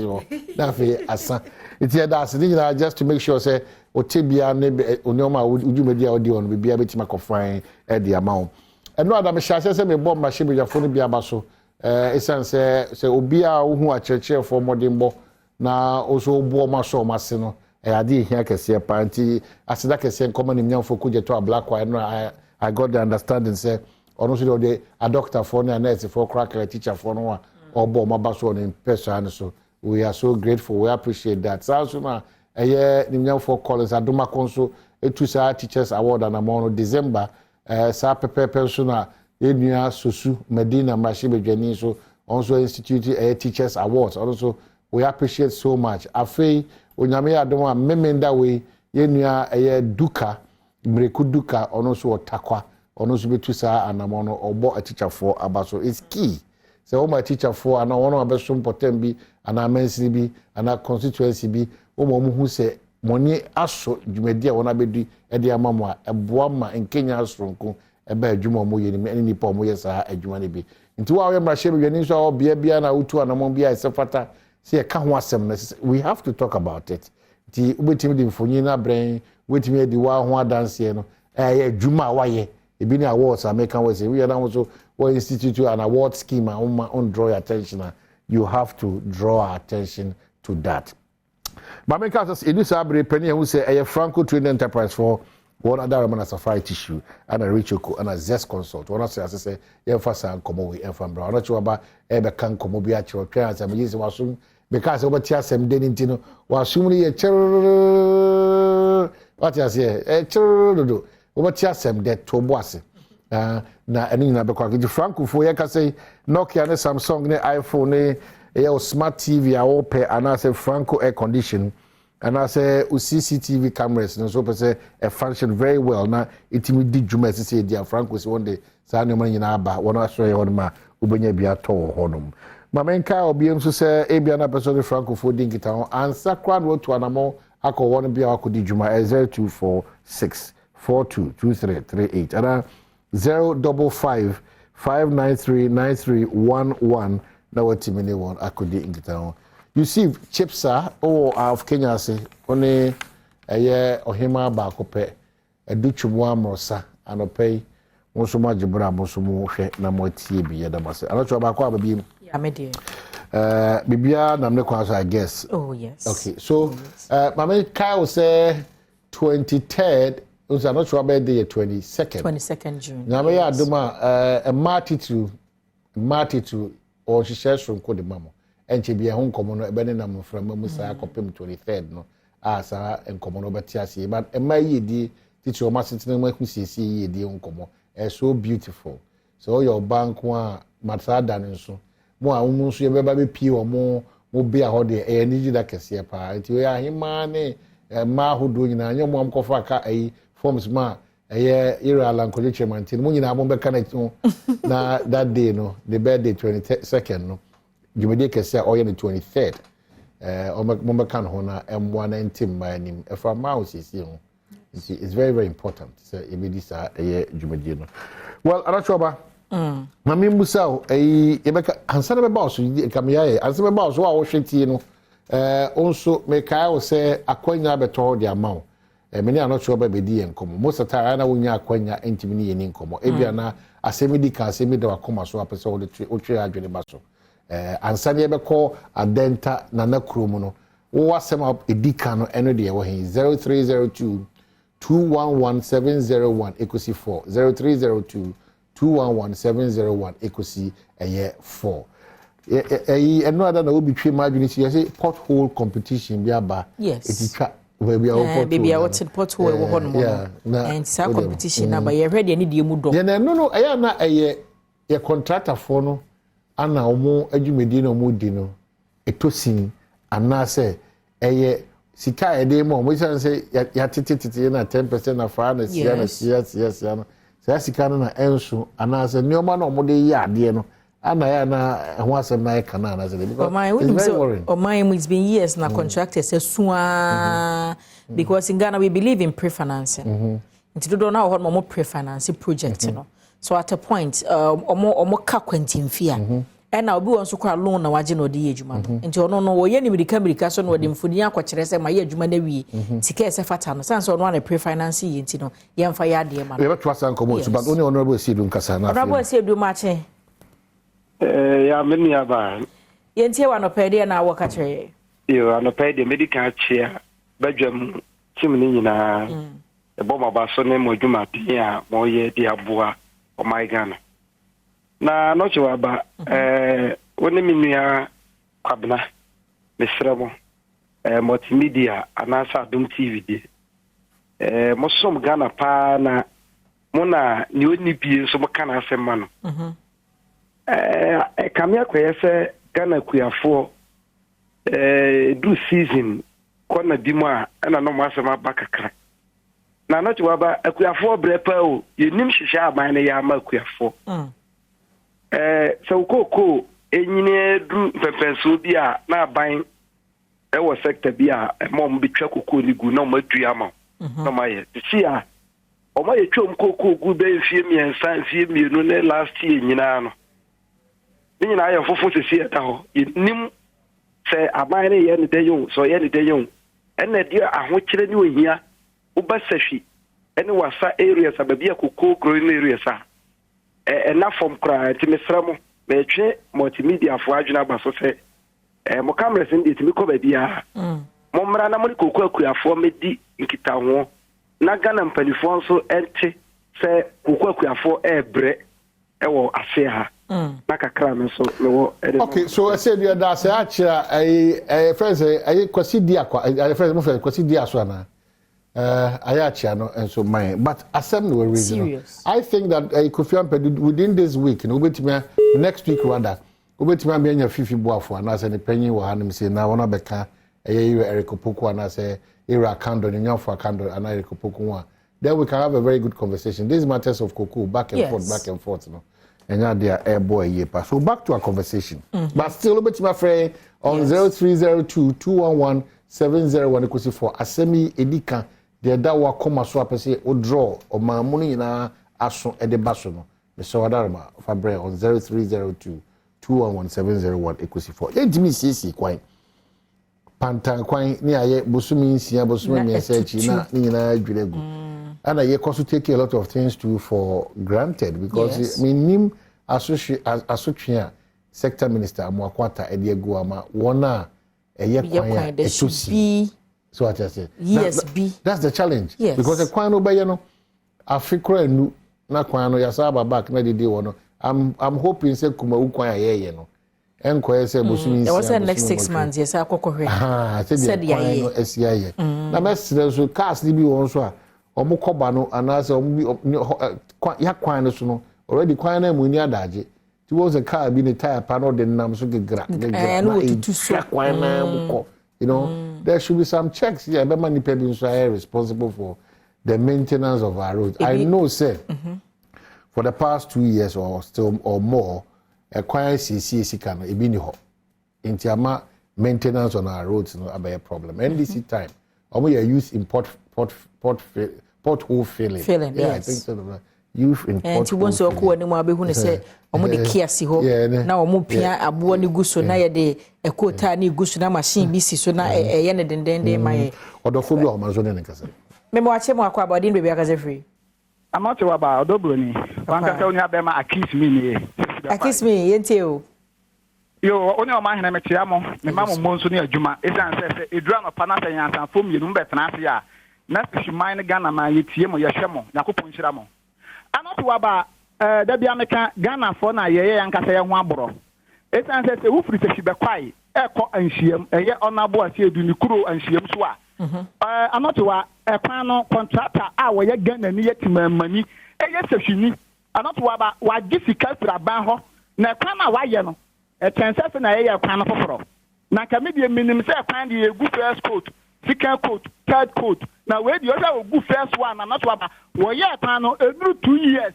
e pan na start atutu nti mbisa ho se be na ban no se onya contractor bia onfa ma aye amrofo no magic no nko Ghana ye soro ye se ye peye die ye matika no nka ha na so bibini a wo ye se fini ye de pan ma what nya ye ni ye e be dai ye nkofa kurisi buroni so ma ye pan no Accuse me, Makramo. Yeah, that's it. Accuse me, that one too is so accuse me, that's it. This one is a birthday dedication to Emmanuel Ejare or Minerals Commission, Jonah, or Multimedia, and the Multimedia and the Debro. So happy birthday to you, Emmanuel Ejare, or Minerals Commission. We are wishing you prosperity and great success.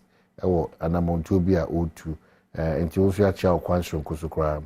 Lot of your messages, and this one says that. Good morning. Happy birthday to Senator Ajman Rollins, and then the birthday member of Parliament. Oh, honorable. So Zenato Ajiman Rollins, happy birthday, and come on. And so, you're back.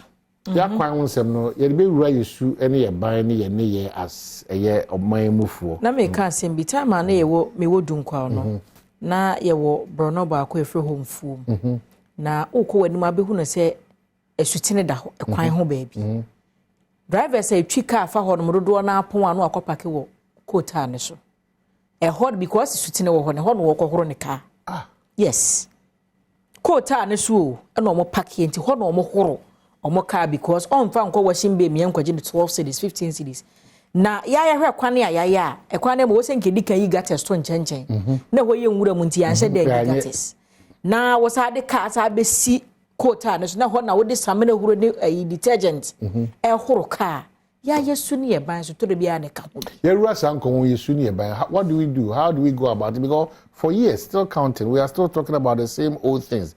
Bribia da meka chiro say oko hebra na owura century de obo adwumanum e hawa hodo ebeto onima oka anwasem o man Ghana na ebesi ne nsachire bia mai ida say ese kora ana aka ho nti so de bia da ya say oh we are not serious, we are not serious. We know yeah. So what I say, so how do we get out of that mentality? Emra na won yemfa nyejuma emra na yimu ni hwe ni mana ana intimi mo amanfo chem so ana bibi ba yenka ne ntem ne jeja na safi eji hini wi a. For instance, wa offer ni ma bia dan abadu sa di kra ba kai me say mokoye.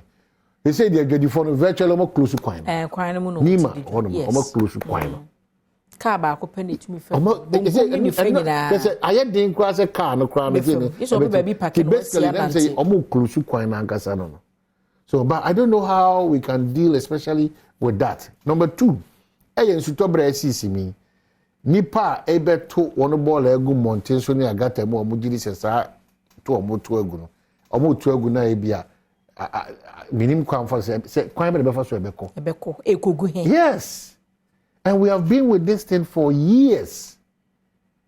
Ekwan ya yakwa foot bridge crowd Madina on na say la kwanta 9 for no body omofaso. You say police need na work ba. And so a shame obi sisi a ye beshe shetai aye de meanwhile what's our fast exactly so meaning the ebeye sisi as omamfo na ama ye nyina no yetimenya ehu bi ni pepe bi se oman Ghana no ye baakope ebi ni baby ni a second Ghana or a third Ghana na akase the first Ghana yidi agora ye be ko second and third so that's the challenge dey be am ka se oman aye wodwa ato oni Mohammed nkasa wi ansa ni afia ba Mohammed Mache. Good morning. Good morning. No kase free. Kaka for domi. Yentio. Me pacho. Wa hu motorway. Motorway so pe. Oba kona police ni ejina ho. Ojina other side no. No, wa kwa jina nchen kra no wa yime ni atwenchen. If you want to drive try U10 pe no. Motorway so dey try U10. Onye try pena no akata hey park no park instead of so ordinary nimpa na be police station no akotwe na so when ye biom no when ye nsa bo ho a mo gina ho a ndo anko anya me nko trailer she trailer we ye U10 wo moto wi oye ya na park no ti papa bi si di eki na papa no se gina e na akata no so on fa no police station police ni no esresa no kacha papa so onko obeye na eduma na papa na me papa na rent me car na papa na kacha so me park ti papa na park ya na me me park ya gina hota ya hu an say for the 100 Ghana likoma police officer no na poa oko okay so yeah that's it but from Mohammed infuse nyani wi na fi yes kai hombra ba network commercial Mohammed Mache.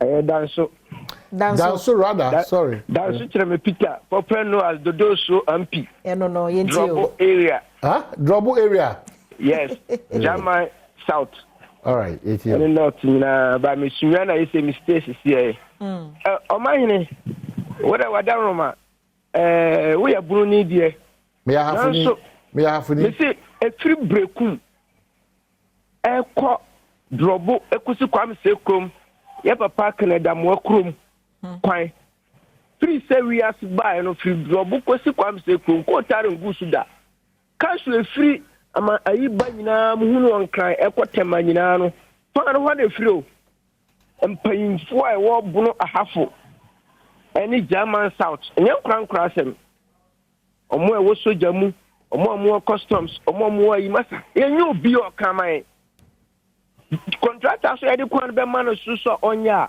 from Brekum etu drobo omo ahine wo no ento danda won sero bo TV game no sa ko si drobo man tamu bia tutu yansu na ye politics kese ewo e de sen Ghana ha say nti misro empayimfo na obo ha fontimi ka me dodo so MP a me firi dodo so say empayimfo na won kran na bedu se beto aba no omo abehu ese MP for Ghana go obi ani omo achi because yahu so omo nka bi mayen nti Adom TV for omo nka bi me pa German South and North nyina no me see ya kwan ofaje that's it quickly my mendro ira makwata Minister Rose mendro attention German South and North wadaroma miem enya de sika no beso ba bia prekopedie but baby for here be chain baby for you know it's very important and the chichiri kroni minus yentia says ye meye okwan and no interest say you've been ignored or neglected sometimes you know you can't issue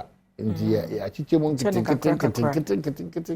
you know and the did juma I could try one by ba no sure about the nkomo bi bro and wachi na afei me no kasa afa eye kwa ye call eye nana krom adenta area no ye kwaba ebusia basa tena CD na se yedi enkomo na me di nkomo a na me call opanyi Sylvester Obenho ye tashia edidi nkomo na we no edure de bia meka se na yate malaria dura na de yankase bibre mu de wo mu de di nkan wadi bia bo na meka wo se Gilbert Memorial Herbal Center enti mamenko Sylvester ho na yedi nkomo Sylvester hamachi yeah nyam wo de mu ba bia na mu kura de edonom we kopa na say we nyama we de ni ayesu de ozo connection for no we jam no we ni kruwa no a o ka say okay sa pepe dia na de say de no market no en na sisi aye de kire senior market here okay sena be ya be ma se wahwefo ende ne first time eja omo hwe ya obia on to market da bia no kona say eni ni nye krojin ti say su a okwa ento because enya market zan say market nyina na say ya ena ni tie eni ni ti say ni kala bia enyanyo enti before abrofo the last time I can say abrofo ba the return of their nyina hu omo ana show mo bag man nyoma miensa na be hu so hu mosquito coil abi hu market is answer mosquitoes ne de baby abefo me mu ha bia no mo banka say di kan ka tro mo say Ghana ye baby a tontomo enti omo ba no mo pendro ebetumi abo omo ho ban am say omo de eja ye dido no aya na enshedam favor because of sending omo organs net here no nti se wo pe bibidro bi ebetumi abo nipadua no ho ban ana eye ne aya sheda atwe ahaban ni mu nsuo directly ye de afam fidie mu ama ahoden e wo ahaban ni mu no ebi mfa ba bia ni nyina ebe mu direct eno ene ye chin aya no ma ke bibidro enye yi black a eye green aha na ne bibidro na maye man ne crojensa na ensan enyanyo eno kra ne ade a enwa ene ne yeti sensuo na mamenka sembi se on se nimdie ekọ ne nim no na yenyin ebo se ne ye bibidro mu aka ne no na ye maame no ekunrem ekotwetwendua no aban no ebunu no na omode abegu nsuo mu na omano a osoro no pa na wasebi no wanom se tisen se ehaban bi wo mu pa enye manipadua no obi anim ne hia ne se ode bebom no wasanom menka se no nye eno ye nemum nimdie ekọ ne nim na ye didi nnuane bi no na afi ye system no esesa nti enne ye wo nkofo doctors bebre omo kasetia se yinjai didonum esan se didono eye concentrated se ahaban no ne toxic part nyoma enhia emani paduane ni nyina ana ye noa de fra didonum nti senkebe ya nka yen wo doctors orthodox ones na be ya nka mutwitwa so wo na omo hu se wanoma bidro pe no mbofu esan se aya no mo ka se ema o liver no problem ema o kidney no problem kidney no na ye body na ho den e de sone emoja so enti se ukonom dido na se o kidney ni ahoden a entumi nsone sa efi na a produce aba no aha enu nti na ya na doctors na enu nti na ma Gilbert ye di ebibidro ene nyansa nimdi a ye doctor fo aredare o ebibidro aya hwehwemu no e de aye hwehwemu hu se ye betumi atwe ahaban no directly e de aye malcare ama obi no mu a enkofa nsusuanso obi amre no na ma mensan so enka wo said malcare a wo hwe ye de akọ abefu mfidie mu ama wo ma hwehwe mahu said enioma ben ena se onipa no apart from say wutu malaria na se no ahoden ben ena obenya free malcare mu ezanzi nim say yetiti dido ndie haban kwa wono mu a na se metiase ye anye se ono malcare na odi atu malaria sekeke dabi esan ma other exactly okay anu nti ye hwehwe mu ne hu say eye maako aduasa 30 compounds. Wow. 30 organic compounds we no enye say ye boy botem ka nkrata da ho a obia waredare ewo nimdie mu omo friend no gas spectronomy GSMS unim sanyo me ya ofa malcare pe na oye nhwehwe mu obi hu se maako 30 ebi e carotenoids compounds ya making brofocase man as science mu no omo friend carotenoids ebi e phenolic acids polyphenols ni nyina ye compounds a eboa na menka polyphenols na especially any carotenoids no ye wo cells ye nipadua cells bi wo mu a eno na cause cancer menka ne sa se ne be ya wo ma ye hwen beti ase easy enti se wonom malcare utu malaria na se na wo suppress sa cells na ma cancer yi ebe afi nso esan so bo akoma ne ho ban in fact enuane no bebraye contain sa polyphenols any phenolic acids yi plant in defense system and this onipa enom a eno so bedane wo defense system nti eno ne bo wakoma ne ho ban e ma yare nketenketen bi anka eni kwan se ebo no na abebo sa onno malcare a bon ho ban completely every sa yare wan nketenketen nti malcare nye ebibiduro bi akeke malaria bibiduro a afei e na aba na mum sisi agana for agya to mu pa a ba bia obefe bia no obi a ompa bibiduro a enwonum na wanya malaria o test ya na ese okoje malcare ba kope na o hyase na wono ma me be hu se we no dance kakra de se on say if malaria duro no bro ni de na kra na enwono o mene na ka o katira ma so atis wono maduro di se mwatumi aye bia ba na se enye nwono da wonu mu a wonte se wo no mo malaria duro dia na we say nyine pebisi empathy na esanso ma wonu mu ete in fact aba wonu mu ete wonu mu a wote se wanu maduro na ema wotumi didi ema ho topa na me kai se e ko suedo sisi ade aguna suedo de be bia be fe bia o suedo shops na o mati atum en kankan yen students o moko school no na wo mo na at risk by exam say school de o kwa prep anajo obadoma anajo entontom ni ade enti ye catch ma me for ne say utu oba na ko school a ajaje ba ko bi fashion trunk mu we ni bo nya den fashion trunk mu na malaria ne ba eno ane so obenum ni tini mienu anopa ne anwumre asa acha 3 days obekwa koye ni school ade ma me fo e bi antie eneja onkonya malaria na ya da roma teachers fo ya bi omote se ye promo no moto bi edisi omo nchen se eja mo fra na ya na omo bo mo ho nti susu ampa malaria na teacher ifa team you no de ma akrai no ka say the next day na akra na ye okay a ma me fo ni mpo frɛ sɛ eja omo hwehwɛ ba bi a yetonton sa no mo nto bi ensa se fo mo say we obaten bi ehia bi obaten hia bi oba ko ssa bi to the trunk prospectus na nka say de opi paso ngwa na abeto we e so to bi to oba trunk obi pedodo atu a obede no wanya bi obi pedodo atu a sisi ano okọ aye Koforidua Jerome J Ventures Zongo Junction Koforidua ubenya bi ato honom Cape Coast nso Jaraiko nso na year to 4 ewo Cape Coast so do dia ba bia be bia so do bia benya bi Kaneshi 2 Honest Trading Enterprise and afin so the Love Can Herbal or Kanshi the Love Can Herbal or Kanshi this is so omo Opokuase branch ewo honom asa okwa ubenya bi ato o Kanshi nso de omo drug lane ho ba bia obefa bia ubenya bi ato nemum so obi pen dudu mu pa dia na obeba North Kaneshi Ogle Road your numbers na 055 242 8780 055-242-8780 na Jobet Herbal Center so enye market nkwani produce kan be busa sa fufu bi mbo ho ye hospital ankasa on its own ache say ye abefu dim de hospital a ye nye enuoma te say senia ye nuanom herbal hospitals ne ye no o ba te senia wo kọ Kolebu te senia wo kọ Ridge oba ebema wo card na yamawa check o vitals ewi abon hu doctor aye consultation ewi na se wose ye ma o ye ndro ni bia ye be prescribe ndro ma sania wa wo pe but eye bibidro na se me ho mfame a na se binche da hu se dia de kore ye bi exactly wo ye test hu se malaria da wo koto ma okay badu hu de hawa I can walk into Jobert Memorial Herbal Center. Yes. Bama me card. Yes. Bama me folder. Exactly. Doctor Behrebe. Bifidie be sisi me so. Ama me nro. Ama unro. Na se je nro nkwa na mo ye be go pharmacy ne drugstores ahodo. Okay. Science social ni pa so tell us more. Yeah, service ne saying. Service ne edafo mboko. Ye pe na so far Accra ha nyina oba ye charge 50 Ghana cedis pe. 50 Ghana cedis pe.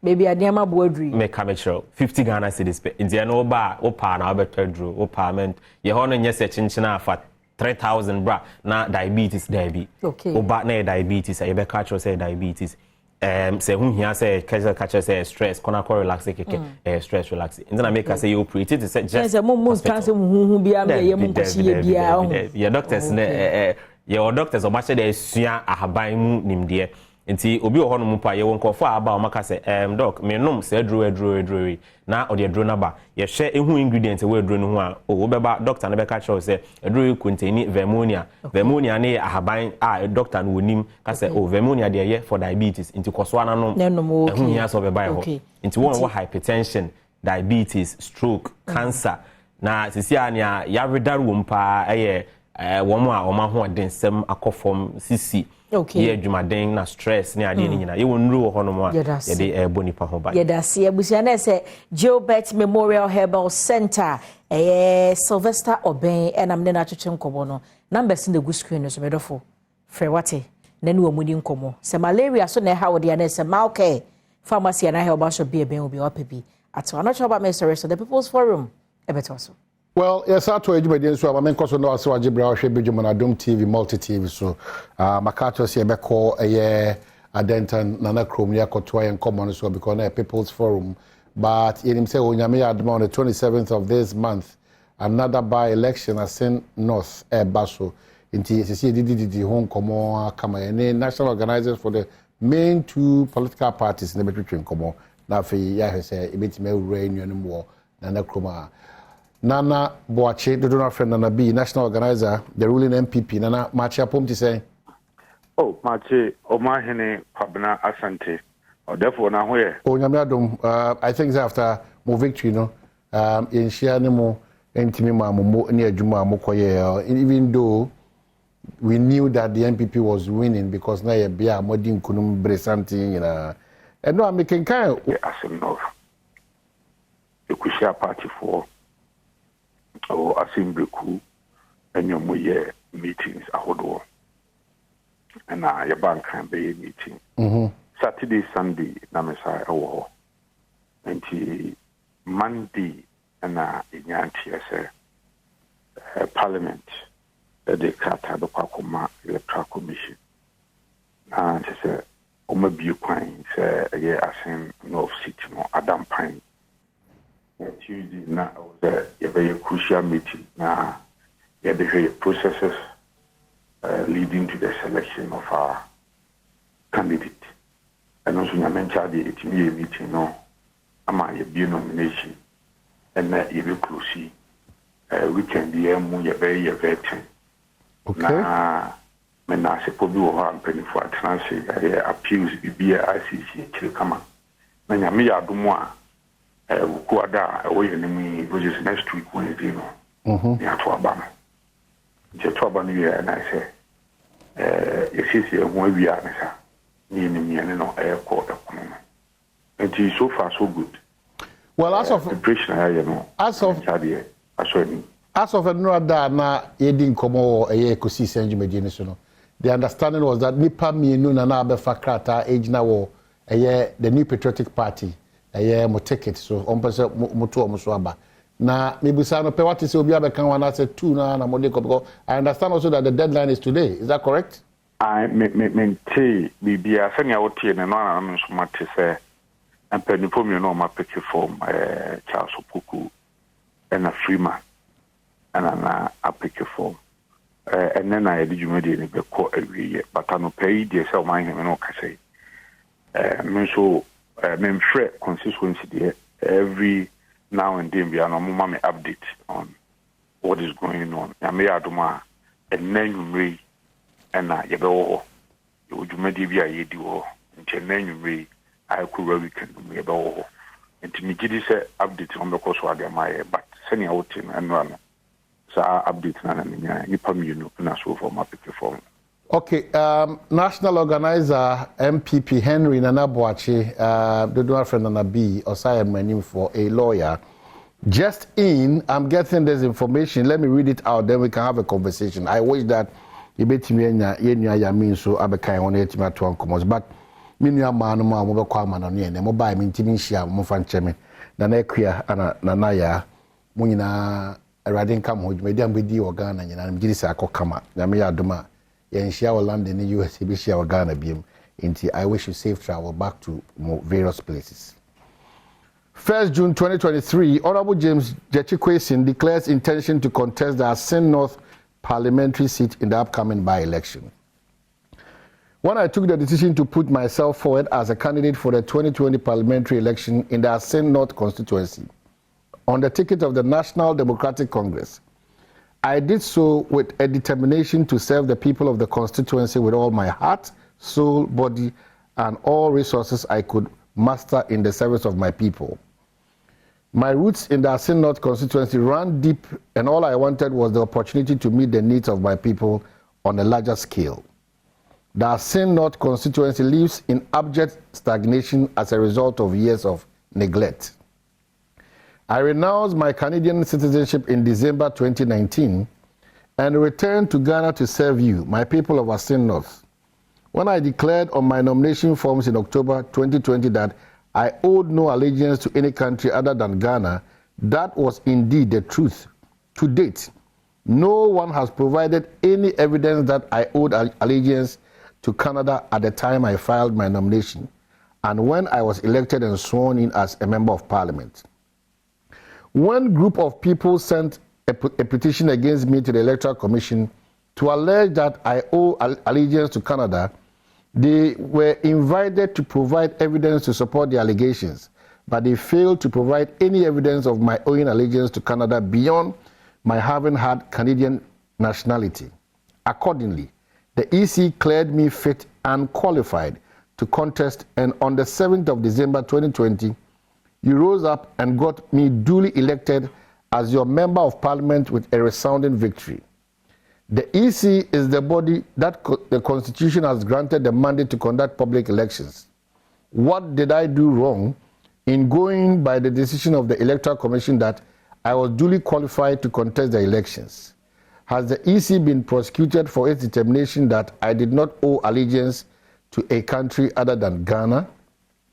On 17th May 2023, the Supreme Court of Ghana, giving a ruling declaring as invalid my nomination, election, and subsequent swearing in as your member of parliament, the court did not give its full judgment with reasons but stated that the full judgment will be available on or before 7th of June 2023. The recent statement of the General Secretary of the NDC in response to the ruling expressed my view. He said, in the light of many previous decisions that we are aware of, including decisions, including decisions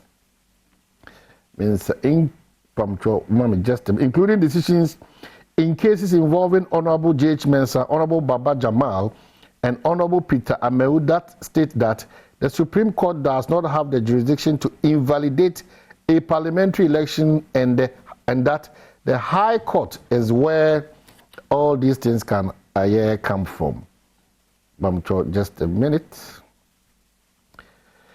To buttress this point, let me read a passage in the ruling of Justice Tokonu in the Supreme Court when the court dismissed an application for review in a Amewu case. Her ladyship said, as referred to by Justice JSC on page 7 of the decision and the review, this court has settled through cases such as Yeboah versus J.H. Mensah. It goes on and on. Now, despite what her leadership has said has been settled through cases, we now have a decision of the Supreme Court that, contrary to what has been settled, claims to invalidate a parliamentary election. Just to finally declare that I remain eternally grateful to the NDC leadership, and then he goes on and on to declare the intent to come back again. Nana, this is contrary to the audio. Oh, yes. Sir, Makasa, Openino obusanfo bi ene mpenifo bi omutunifo na obusuana odi NDC for that tia ni dikan elections here then he's going to lose woefully. Olusiwia he is also facing 10 years jail sentence. 10 years. Your boss mumprinwa emeni haiba. Ejimimene na okobo bra 41 years ewo Canada. Canada ho emra ho. Canada emra ewo ho. Openi ansa na yeru kokot nyonkwa na obi edo kokot. Based on this particular matter. 2012 MP ano Boko Central. If an Adamu Dramani second no okuta British passport, okuta Ghana passport. That time no NDC abina na also. NDC Attorney General then at the court. Before then, na kuyeni bia no Boko Central. Ne wo fa se ene Mahama Yarega. Or the papa no akokot say on some factors will be jina mu ediama eye Boko Central. Nti sa papa ne no ndi oni pepa se obesum Boko Central fo ana. Sebi ono de wanwe ho ana se sebi na onim nyansa se on de obesum Boko Central. Yes, no pepa. Yeto aba yedi yidu. Enso no emra yemra. Canada openi okotra 41 years. Emra ye adwuma papa. Omahene so Canada da. Emra ye adwuma wo. It is a high court. I woke up push. Eti wonsem na debia na meka se atemu ebe nyina no NDC lawyers a omunjire mu ma openi question. Omudi wabro. I started from Adawudu. Adawudu ba Cape Coast High Court benena monum sa. Anyway, Amalibana or no ye legal director for NDC no so by of the Kuntokasa and then no ne or Kuntoka right from driver or from honey security any or more is of the Kuntokasa no one actually they say untimi as maybe untimi and another person periwaja being so ebisu. So they have never been serious about your case. And your court of appeal. Court of appeal, so the similar thing happened. In fact, court of appeal, and this is for now, assembly court of appeal, no. After now, almost saying this is saying so. Into court strike here, assembly out for non-compliance. And this particular matter, no, a institute or Supreme Court for interpretation. Can be a better thing. But okay, Katana, watch on electoral commission say everybody a mandate in mananya akwanya beto abano omono e bechi omonzo aka wan as there because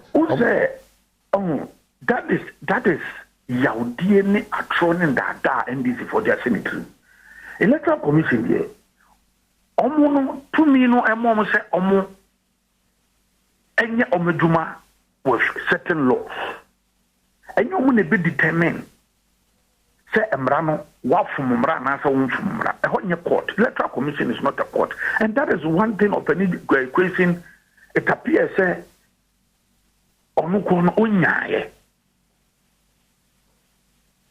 into the so-called if it is no if it is but the point is that if it is genuinely a mistake on the part of the electoral commissioner, there's no responsibility on their part. Mistake ben a wo mo de nkrata de bebro mo say ye de krata to anu se swai so wo kire se wo ye Ghana ni ko gen na mojafa bia ni wo mu e wo manfoforo so a how are they able to know? That's the body. You don't have the capacity. No, but that's the body representing me and me person me kofa krata akoto abenti nyo bi akeke. Amanye me no ya adwen but omo mandate no nchese also mo kodo mo suko no mo so mo ko hu bibi e no mo so mo yo mo dane mo court to determine whether asama dia beto mo nim no e ye no kra na nye no kra. E di se wo ko ho na wo no se wo de wo ye Ghana ni. Oko na wo so de wo ye Ghana ni a. Wo no asama mo be ti. It's go for the petition because in go for petition omo di bi kwa command general say don't get here no twegum and open question.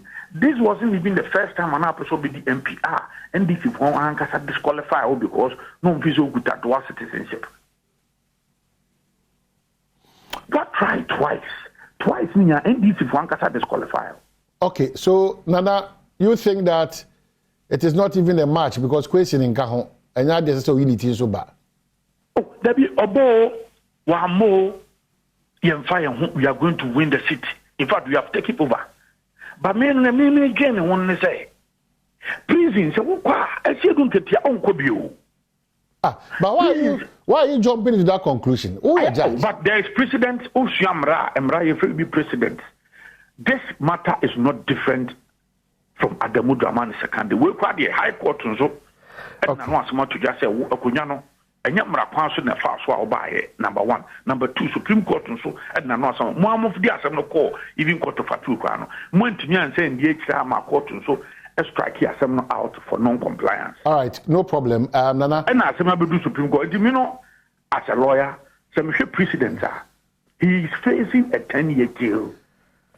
Okay, Nana. Mama found say Unia Yamin so wa man so back quickly. Mama call aye Nana Chrome na membra back. Na fe Yamin so ni me baby wa han say.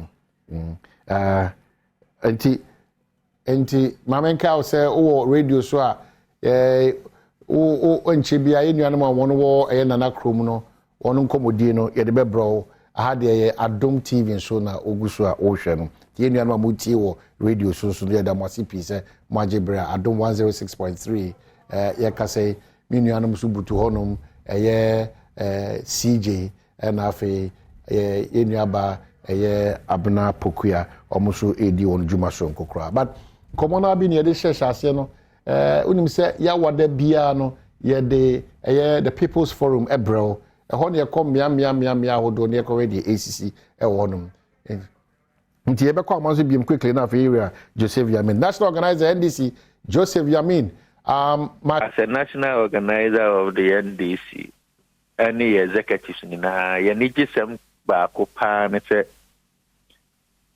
you find it very difficult to know what we are doing, and in terms of security and one biggest plus for us and I think I'm saying me one fan because after Kumau show video be now make suggestions be suggestions. Yeah. And I'm saying, oh, now I saw my hand or can frame because some of the things now can you picked it all right, but the real issue no busa maybe anka. And for instance, when people were saying this and quality results, we had our results before EC and MPP. Well, the truth again is that lawyer Eduji Tamaklo made that intervention.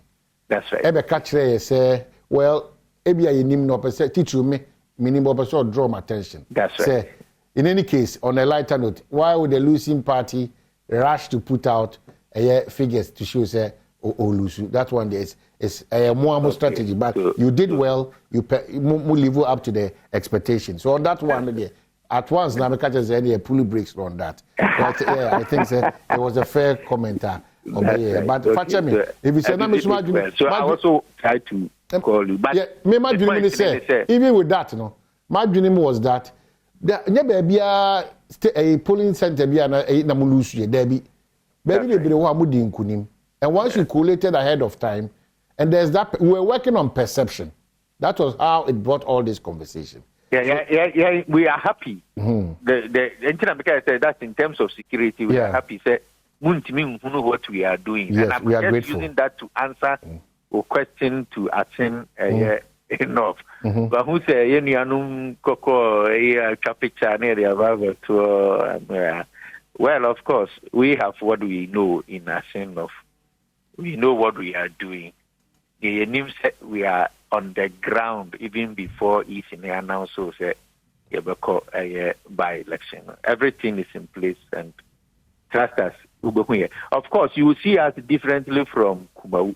Okay. The difference is that Kumau just 5 days into Kumau and Obia who the results that came out from Kumau.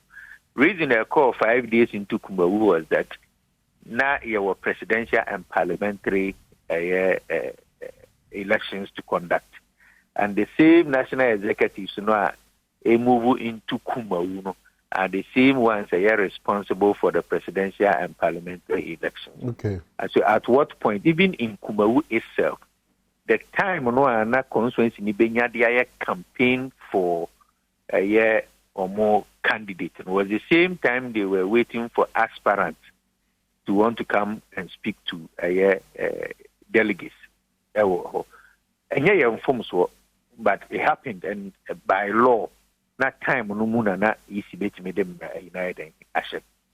But just after we did ours on 13th, when we moved into Kumawu, and I'm sure you are aware, what we did in Kumawu, your visibility overshadowed the MPP and all Martina for 1 month. Fortunately, a sign of any presidential and parliamentary primaries to look at. There were every time like the MPP had in 1 month to stay in Kumawu. Yansu you move back home. I know I say everybody is there. The region only BBR is in Kumawu. You may is in the ascent, or you may not see us, but we are there unless you have the invisible eyes. Yeah. So it's still just a question for NDC ticket as no. Yes, I know any other neko. I don't know who you were speaking. Nana Buachi, Unia, or no MPP. That's right. Minimum why Nana B will put those information out there. But the point is that legalities. When I sit and watch Nana B talk, no, I can't. Legal matters. Of course, in law and yet technicalities. I mean, yeah, theory, ABC, add Pythagoras theory, I know English. So sometimes how you understand it, you are able to talk about it. So also I may come my security issues. I also become to say the many so we're moving. The NDC, your legal team, of course, you're one of the, most finest lawyers you have. As young as Eduzi is, with me, a achievement in law. High profile cases are where they were. You talk of the Chachuchika test, the Marita Bruce, and others. You think that you need any legal understanding of what a sin of is. But we believe that he has every right to contest on the ticket of the NDC. And so the unfair treatment, like I heard Nanabi talk about it. And sometimes I want to ask, say, are we interested in our integrity after certain decisions? Because look, listen to Nanabi, say, before I have been a parliamentary candidate before. Okay, so baby, I only confirm me. Baby, I only confirm me because I engage you full time on this conversation because Akugana tro right up here, but I can release the free era just question what say ampa or baby jine biem actually nyoma bibremu ana na bi so atro krata bi na so kasa say ebre nti so I will even go in there them better say my parliamentary candidate before if I do to ballot paper no so no I go through everything and certify that you are correct. On that note, easy certify on that note, don't worry. Mamenka will say quickly FM 106.3 also Badwam on Adom TV. Minuaba can say Abuna Pukuya Sumna Fayeko. Adom TV. Yadi abepiem wo Asaleboche na eha no omoche Malam 2 Nana Krum. Wosha machia ensuwa edahe obi beka se gata obi so ebeka se river kasa ensu etene omanfo bi etim potam ache so mo ba ha ba ye mfie dunsunni no na ensu ketua bi a je etene kɔ ne ba bi na sese no emu abebia ma sensu to na eyiri fa machi wosha sadia etie wo machi a eyiri fa soa na abebua fa empotam hanom nti omo mote ha de be ma wo so wa no wogina mu ededa ne bo eno ena ma hunu sadia ensu ne yira anode no etie ene ne hu no etie ensu asase ya epete ne eto ewo ha no yaba ebehwe eho asem na omanfo no so kyerɛ sɛ wɔn mu de wɔn susue mu no sɛ mpanyinfoɔ boa ɛsan so hwɛ a anwea kasa egu ensuo ne fa ɛna ensuo ne nam fa nti sɛ ɛto a eyiri free aburi mepɔ no so na sania abegu hanom na ano ayɛ dendenden omanfo kyerɛ sɛ wɔbɔ bre yie paa yɛne ebi mu bedi nkɔbɔ mu abɛtena hanom akyɛ wɔn a ensuo ne to a ɛba wɔn adan mu na ɛtete wɔn no yɛne ebi mu bedi nkɔmɔ na yɛgye wɔn nkyire mu ɛne sɛdeɛ ɛtɛ ɛgya mpatɔ bɛn me wadaroma woba ha bɛn fia hene obɛyɛ 8 years ni woba ha na ensuo dɛm akyi ne te sɛn ɛso a kiti yɛnum krɔmpo woba ha wobɛtumi asa ɛde asi wo nneɔma ebinom nom but yɛ dɔɔso no sisi a ayɛ nsuo kɛseɛ paa nti yɛyere a ɛfa yɛ nyinaa factious last 2 years kora ɛkɔ nipa 4 ɛwɔ ha na wohwɛ a sɛ mode ma wɔ ha na yɛ nsu ketewa mo nom ɛdeɛn na ama nsuo no atra bɛyɛ kɛseɛ saa sisi a no ɔn sɛ amanfo si ɛdan bebree fie kɛseɛ ɛna some of the places no so dam wɔ hɔ but ɔmo fili yɛ ɛsi dan wɔ so ɛna obiara bie ni gutters no side gutters kitikiti no ɔmo de ne nyinaa gu wei no nti ama wei ayɛ kɛseɛ nti ɛha yɛ papapa ɛda nsuo no tɔ yɛ yiri yɛ dabɛn bɛyɛ 3 weeks ni bɛyɛ 3 weeks ni nti ebu amanfo fence wall bebree erua ebinom fie ebinom kura kadem eye dede wɔ dem nti ye dwane ye ekofa nipa no wɔ edem nti aha de every year bia etimi si bɛyɛ 2 times a year mate na wohwɛ sɛdeɛ ɔkyɛ mu sɛ nsuo no yiri na yɛba no afiefie bi a mehu yɛ no wɔn si pampim akasa wɔ anim sɛdeɛ nsuo no yiri a na mɛbɛn binom na matie wɔn nkyɛn mu nti no maame nkɔ na area hafoɔ deɛ wɔn aba paa agya wode bra mewi ama ne me maame akasa patɔ wobɛtena mfie ahene batɔ mu abɛyɛ 12 years ni na nsuo no ɛdeɛn na sɛn na teɛ woba ha ne te sɛn ɛna ɔha bɛ na ɛde ma mo na mene nokoro ni meme ba ha no mu no na gata obi ka kyɛm sɛ ɛbɛɛsi a mɛka sɛ mɛsɛ ɛntimi nyɛ sɛ because na yɛ gɔta fia bi a nsuo twom a yɛtimi num yɛtimi de si nyama but times coming on na ɛhu sɛ gata ne nkasa no sɛ yɛtimi ti wɔ nsuo ntɔ nana kuruma bɛwubɛwu na ɛkɔta na ayɛ ma because eburu ni nyinaa ɛtɔ eburu a ɛtumi bɛ fa antum gata ne nkasa no sɛ ehun gata no a ɛnyɛ gata ɛyɛ gata kɛkɛ ɛyɛm sɛ ɛyɛ river nti no yɛ area mu yɛ masa nsuo yiri a ɛnyɛ yize wotumi ti wɔn na nsuo na abɛdu ukɔ ɛnyɛ yize nti no ɛmɔ na yɛpɛ firi abɛn hɔ sɛ wɔn hwɛ sɛ na ɔbɛyɛ ɔbɛbɔ yɛ because aduwe deɛ wɔn sɛ wɔn tumi tena hɔ so wɔn mbɛyim sɛ nsuo sate sɛ bɛtɔ a na ɔbɛ na nsɛn na wɔn ba a nsuo atɔ baako na asa adi nyu no agu mu nti concrete na ehia nti yɛsrɛ wɔn hwɛ na wɔn bɔ yɛ. medase me ne me maame baako wɔ ha nkasa ma Adom TV Adom FM yɛ mo akye yɛnua woyɛ batan nsuo no yiri mu saa na wo ne nkwadaa no yɛ mo yɛ den nsuo no yiri yɛ saa no first no yɛba ha no about 17 years ago yɛba ha na nsuo no nti sɛi but nsuo no nti sɛi but ɛwɔ maa na amafo start ba no ana nsuo no ɛtrɛ yɛ sɛi na gota no etumi yɛ fin ɛyɛ mma with anea ɔmo mbeyi time ebe hia ɛsɛ ɔmo beyi ma yɛ no right season no ɔmo mbeyi nti nsuo no etumi kura yɛ times kwan nsuo no ntɔ wɔ ha na eyiri times kwan nsuo no ntɔ na kyɛ sɛ ne sauce ne fi baabi na ɛba ɛntɔ yɛbɛhu na gota na yɛ ma na yɛ nyina pie nti aha no yɛ dodɔ yɛ ho nti ɛba sɛ even fa anadwo eyiri a na obi afrɛ no nyɔko mo mpie o na aba o mo mpie na yɛ nyina pie akɔ gyina lɔre kwan no atan sɛ tumi gyina hɔ kwa kɔpem sɛ ade kye ansa nsuo no ba fa nso obi abɛba ne bɛn bɛyɛ adwuma wobɛba wodan so na wodɛm ayɛ pɔtɔ na nyama no nyinaa ɛsɛe nti na wobɛnya no na wafa no saa nti saa na ɛtira yɛserɛ ɔmo bɛboa yɛ pa na yɛabrɛ wɔ ha ɔmo bɛboa yɛ mate ba ma meda se me maame no bi nso ɛwɔ ha memɛn wɔ m ma bɛme anyɛ hwɛ me deɛ mente ase ba wode bra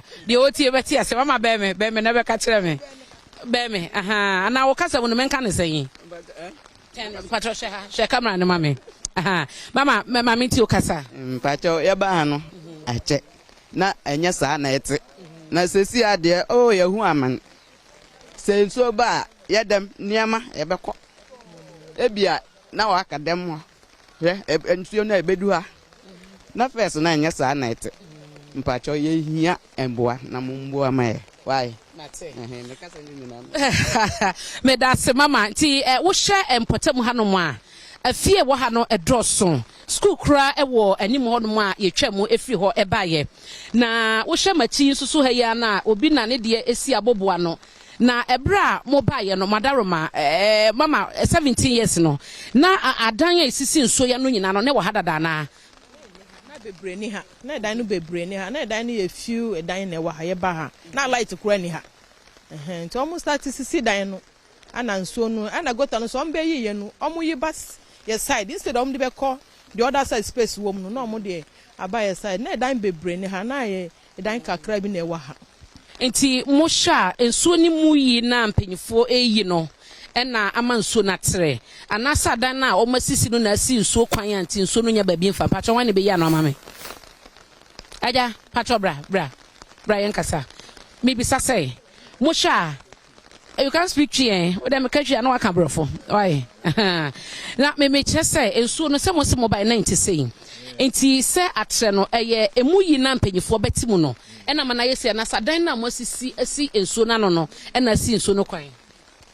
No, they have built, there are some places that were plain and they're like, plain area that the water always pass there. Okay. But for now, they built a lot of places, they fill those places. So now the water cannot pass there. It's only passing here. It's the only way the water has been passing. That's the only way. No, not this one. There are a lot of them at the back there. Those places, they are empty places. Even at the top, there are big places. Even behind the whole place, we have a lot of plain the valleys that the water have been passing. Okay. But this time around, they have built around all there, so no place again except this place. So this place now is too small for the water to be passing. So because of that, small time that it's rain, the whole place will be flooded. If you are here for some time now, if it continue to rain, this place all will be flooded. We can stand here. Okay. Meda senti o kyerese ebi mu abesisi adan ewo enso na hye so me pese yekọ na yekọ hye chairman ye bekasa chairman to de yenko ba bi a o masisi eye pampim ewo afie nanim honom no na yenhwe sedia etie nti o mo kyerese enso de to aba bi a menam yi nyina no aha eyiri fa hanom nyina fa afie no na o mo de ensusue bi ekire me ase enso ne to a ehɔ na eyiri bedru nti sɛ ɛyɛ dɛm sɛ yɛ abɔnten ensuo no yiri fa epete mu ha nyinaa na yɛba yɛ no ba bia na ensuo no ɛdeda yɛde atwɛn yɛ hyɛseɛ edi dwuma no ensuo no ɛba soro ensuo no eyiri ba ɛba soro ama kyɛ sɛ aha nso deɛ aha ɛtro paa aha ɛtro nti me pɛsɛ me nkyerɛ ahwɛfoɔ ɛne atiefoɔ bia yɛ meka ho asɛm pampima wo masi na wo ma ɛwɔ wo mu afie ano no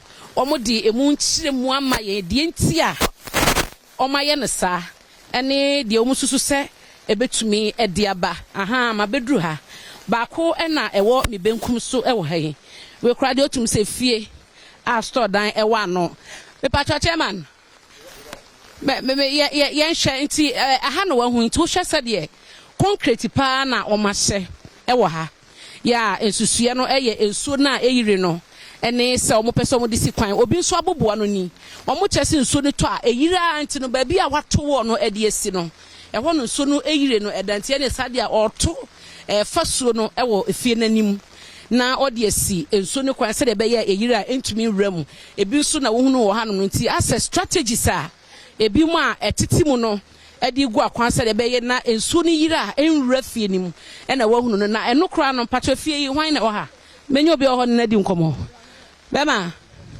enya hwe se de wo kan no kra mu da ho enti se de mato wo no nsuo de to ai ba fie ho eyira e ba enya se na wo yi di asem emfaso amaso dabi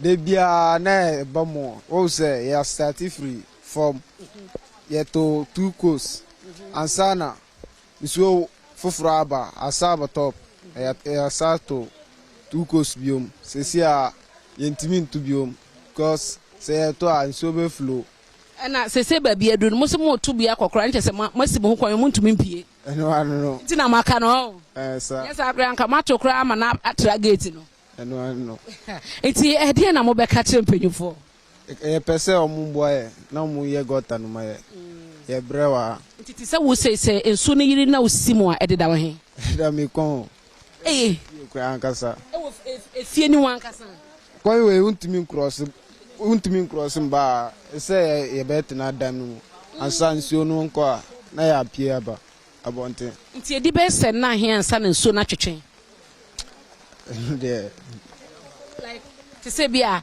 ene na ato se de nsuo yiye me ba ma hu se nsuo na epeja eyiri ba ne sa nti eyiri sa na fa ha no ma e bia anadwo ade be chi na twetwen ana ya no pe bedro anwumre na kwa na ade ade chi so se start anadwo a ubewu ye betuma agina sa ama anopa na nsuo na akọ mo be gina ho ama ade achi sometimes e be start 9 e be nsuo no be ko ansa na 6 se be ko 6 abo na akọ e betuma agina sa 6 anopa na nsuo se nsuo na akọ Matini ene chese ayam hihie mu pa na omanfo de te ha se nso no June July obi anim se eyinsu tobre eno na nam so ama Adom TV ene Adom FM the People's Forum ye dia ba ha bema beme na woti ha bi won me pa cho am meti ha bi o fa he me weti ya na wato woni bi ana pampim no wasi bi se de nso ni ba bebo ho ban me so ma to woni bi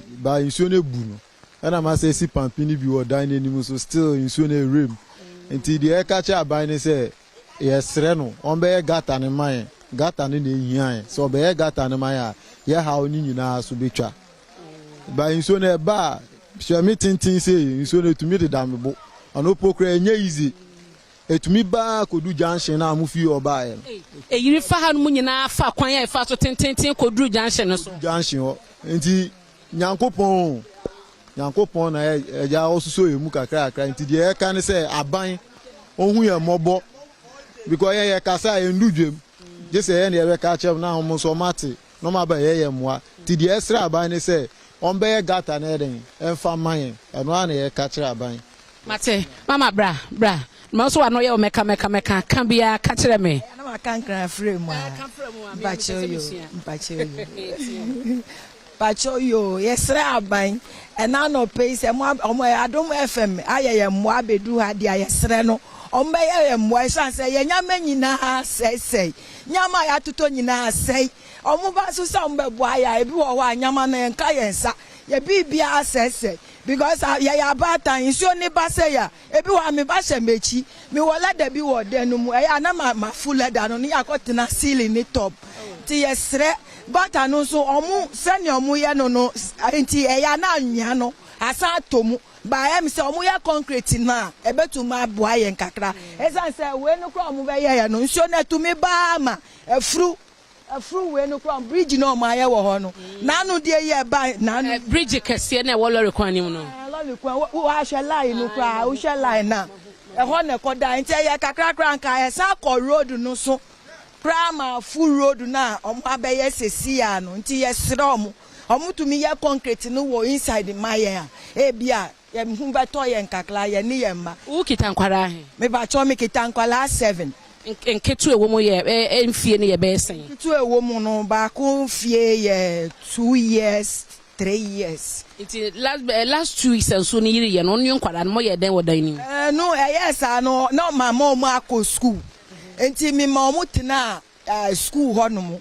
enti started by to say 5 and jai sa be to say 12 something class and nsuo ni jai anajo started 5 no ntina nkwara no we omo school omutina honomu mi frey say mi honomu ni nye enti ma homo ma nkwala ne mba enti omutina honomu enti omo ambefie enti adechi ye no na omudwale omo wo ho na mi sa fat achenum and I'm go change your muhuna me be fie as an me ba be sie dan mu because na ye nya ba bi fire tin tu ye nya ma nyina sese nti e muana na ye sere se na Adom FM abedu ade ye nim se mba ye Adom ama nya me aka mo ho ama mo aboa ye wo Malam Junction second na mo aboa yen yesre aban nyame nhyira won so nti obatan akosem e na watie no so to a wose ne maka school mu omuntumi mafie sanse efie yiri kwada ba so di omobeko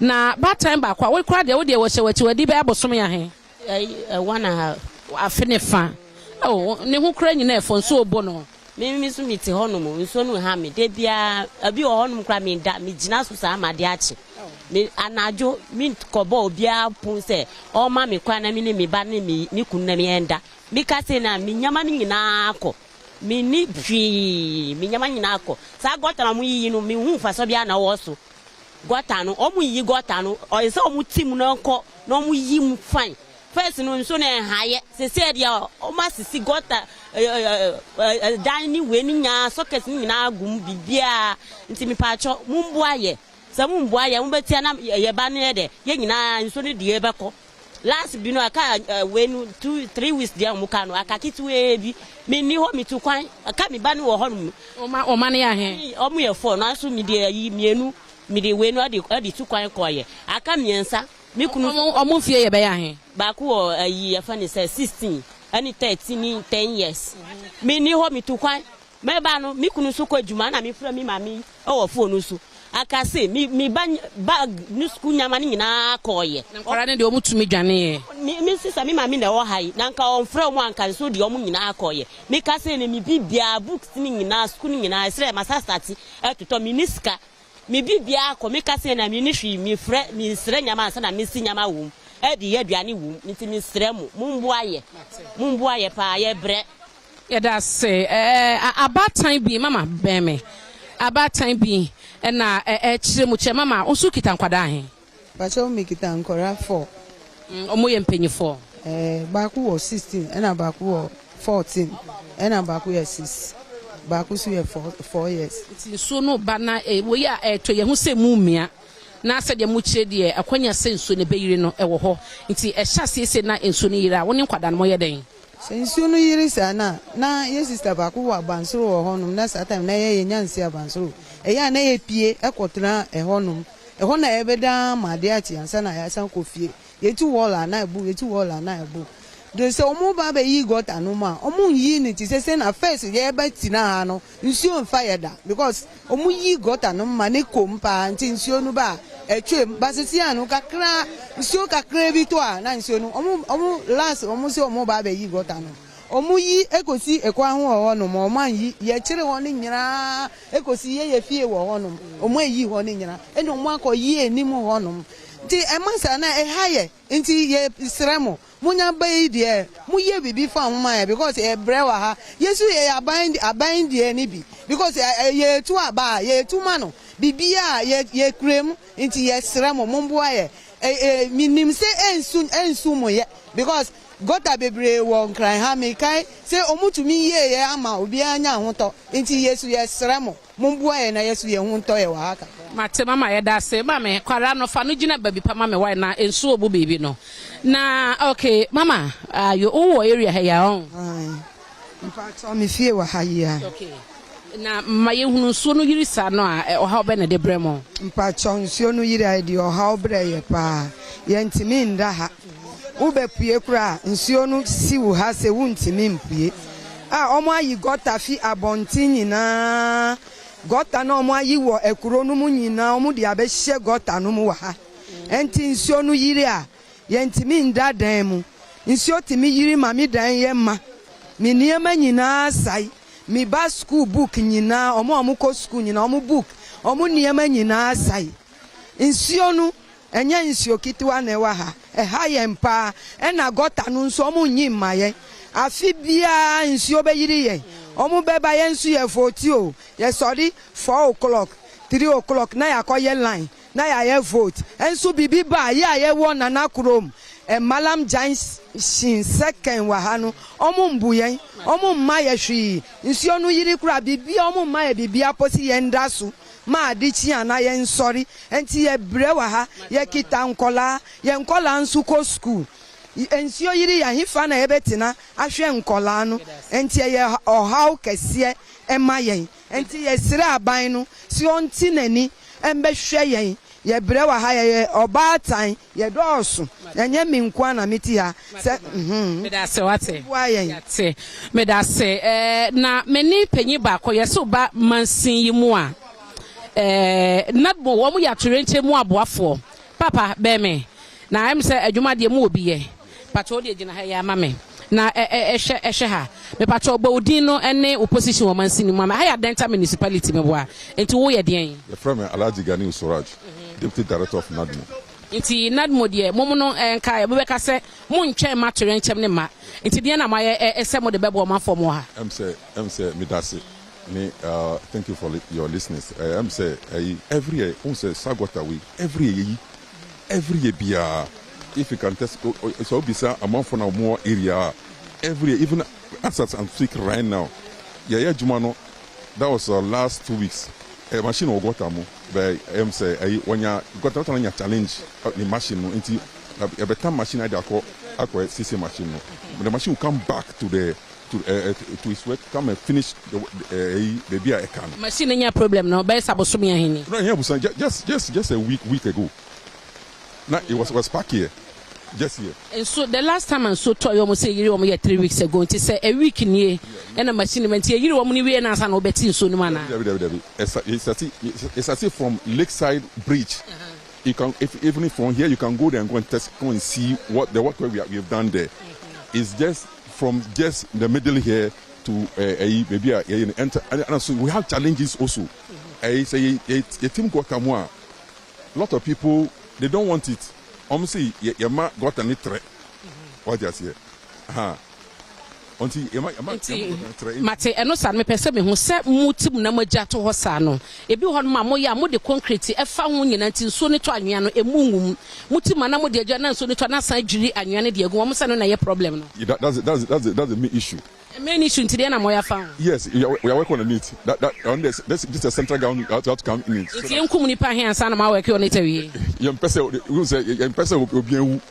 What you are saying, person be one you want to say preventing life. What you are saying, we don't want somebody to die before we come in. Me da se pa na ene ye ba Malam Junction 2 asaleboche babi agina eye nana krom ye du besi e wo ha edin amegye so ene abena pokoa ahwenne ima eye me cameraman na Karo enso eka ho eba ye social media Aisha Ibrahim ebo michidom ewo ha na ima so ne dobo yima omo nyina aka me ho na ye ba ya da wase ye bedi akire na amane bi eka ho bia ne ye ba ye kase ba hodo a edidi so no obeti ewo mu yakra mo Joso had me say Abna Pokia Avenue so on Adom FM 106.3 and afi Badwam on Adom TV ejumedi idea dey come mountain so no eno ana ye ne awie no kama wahwe hawa ewo eye nana krom ewa Denta bia wonom no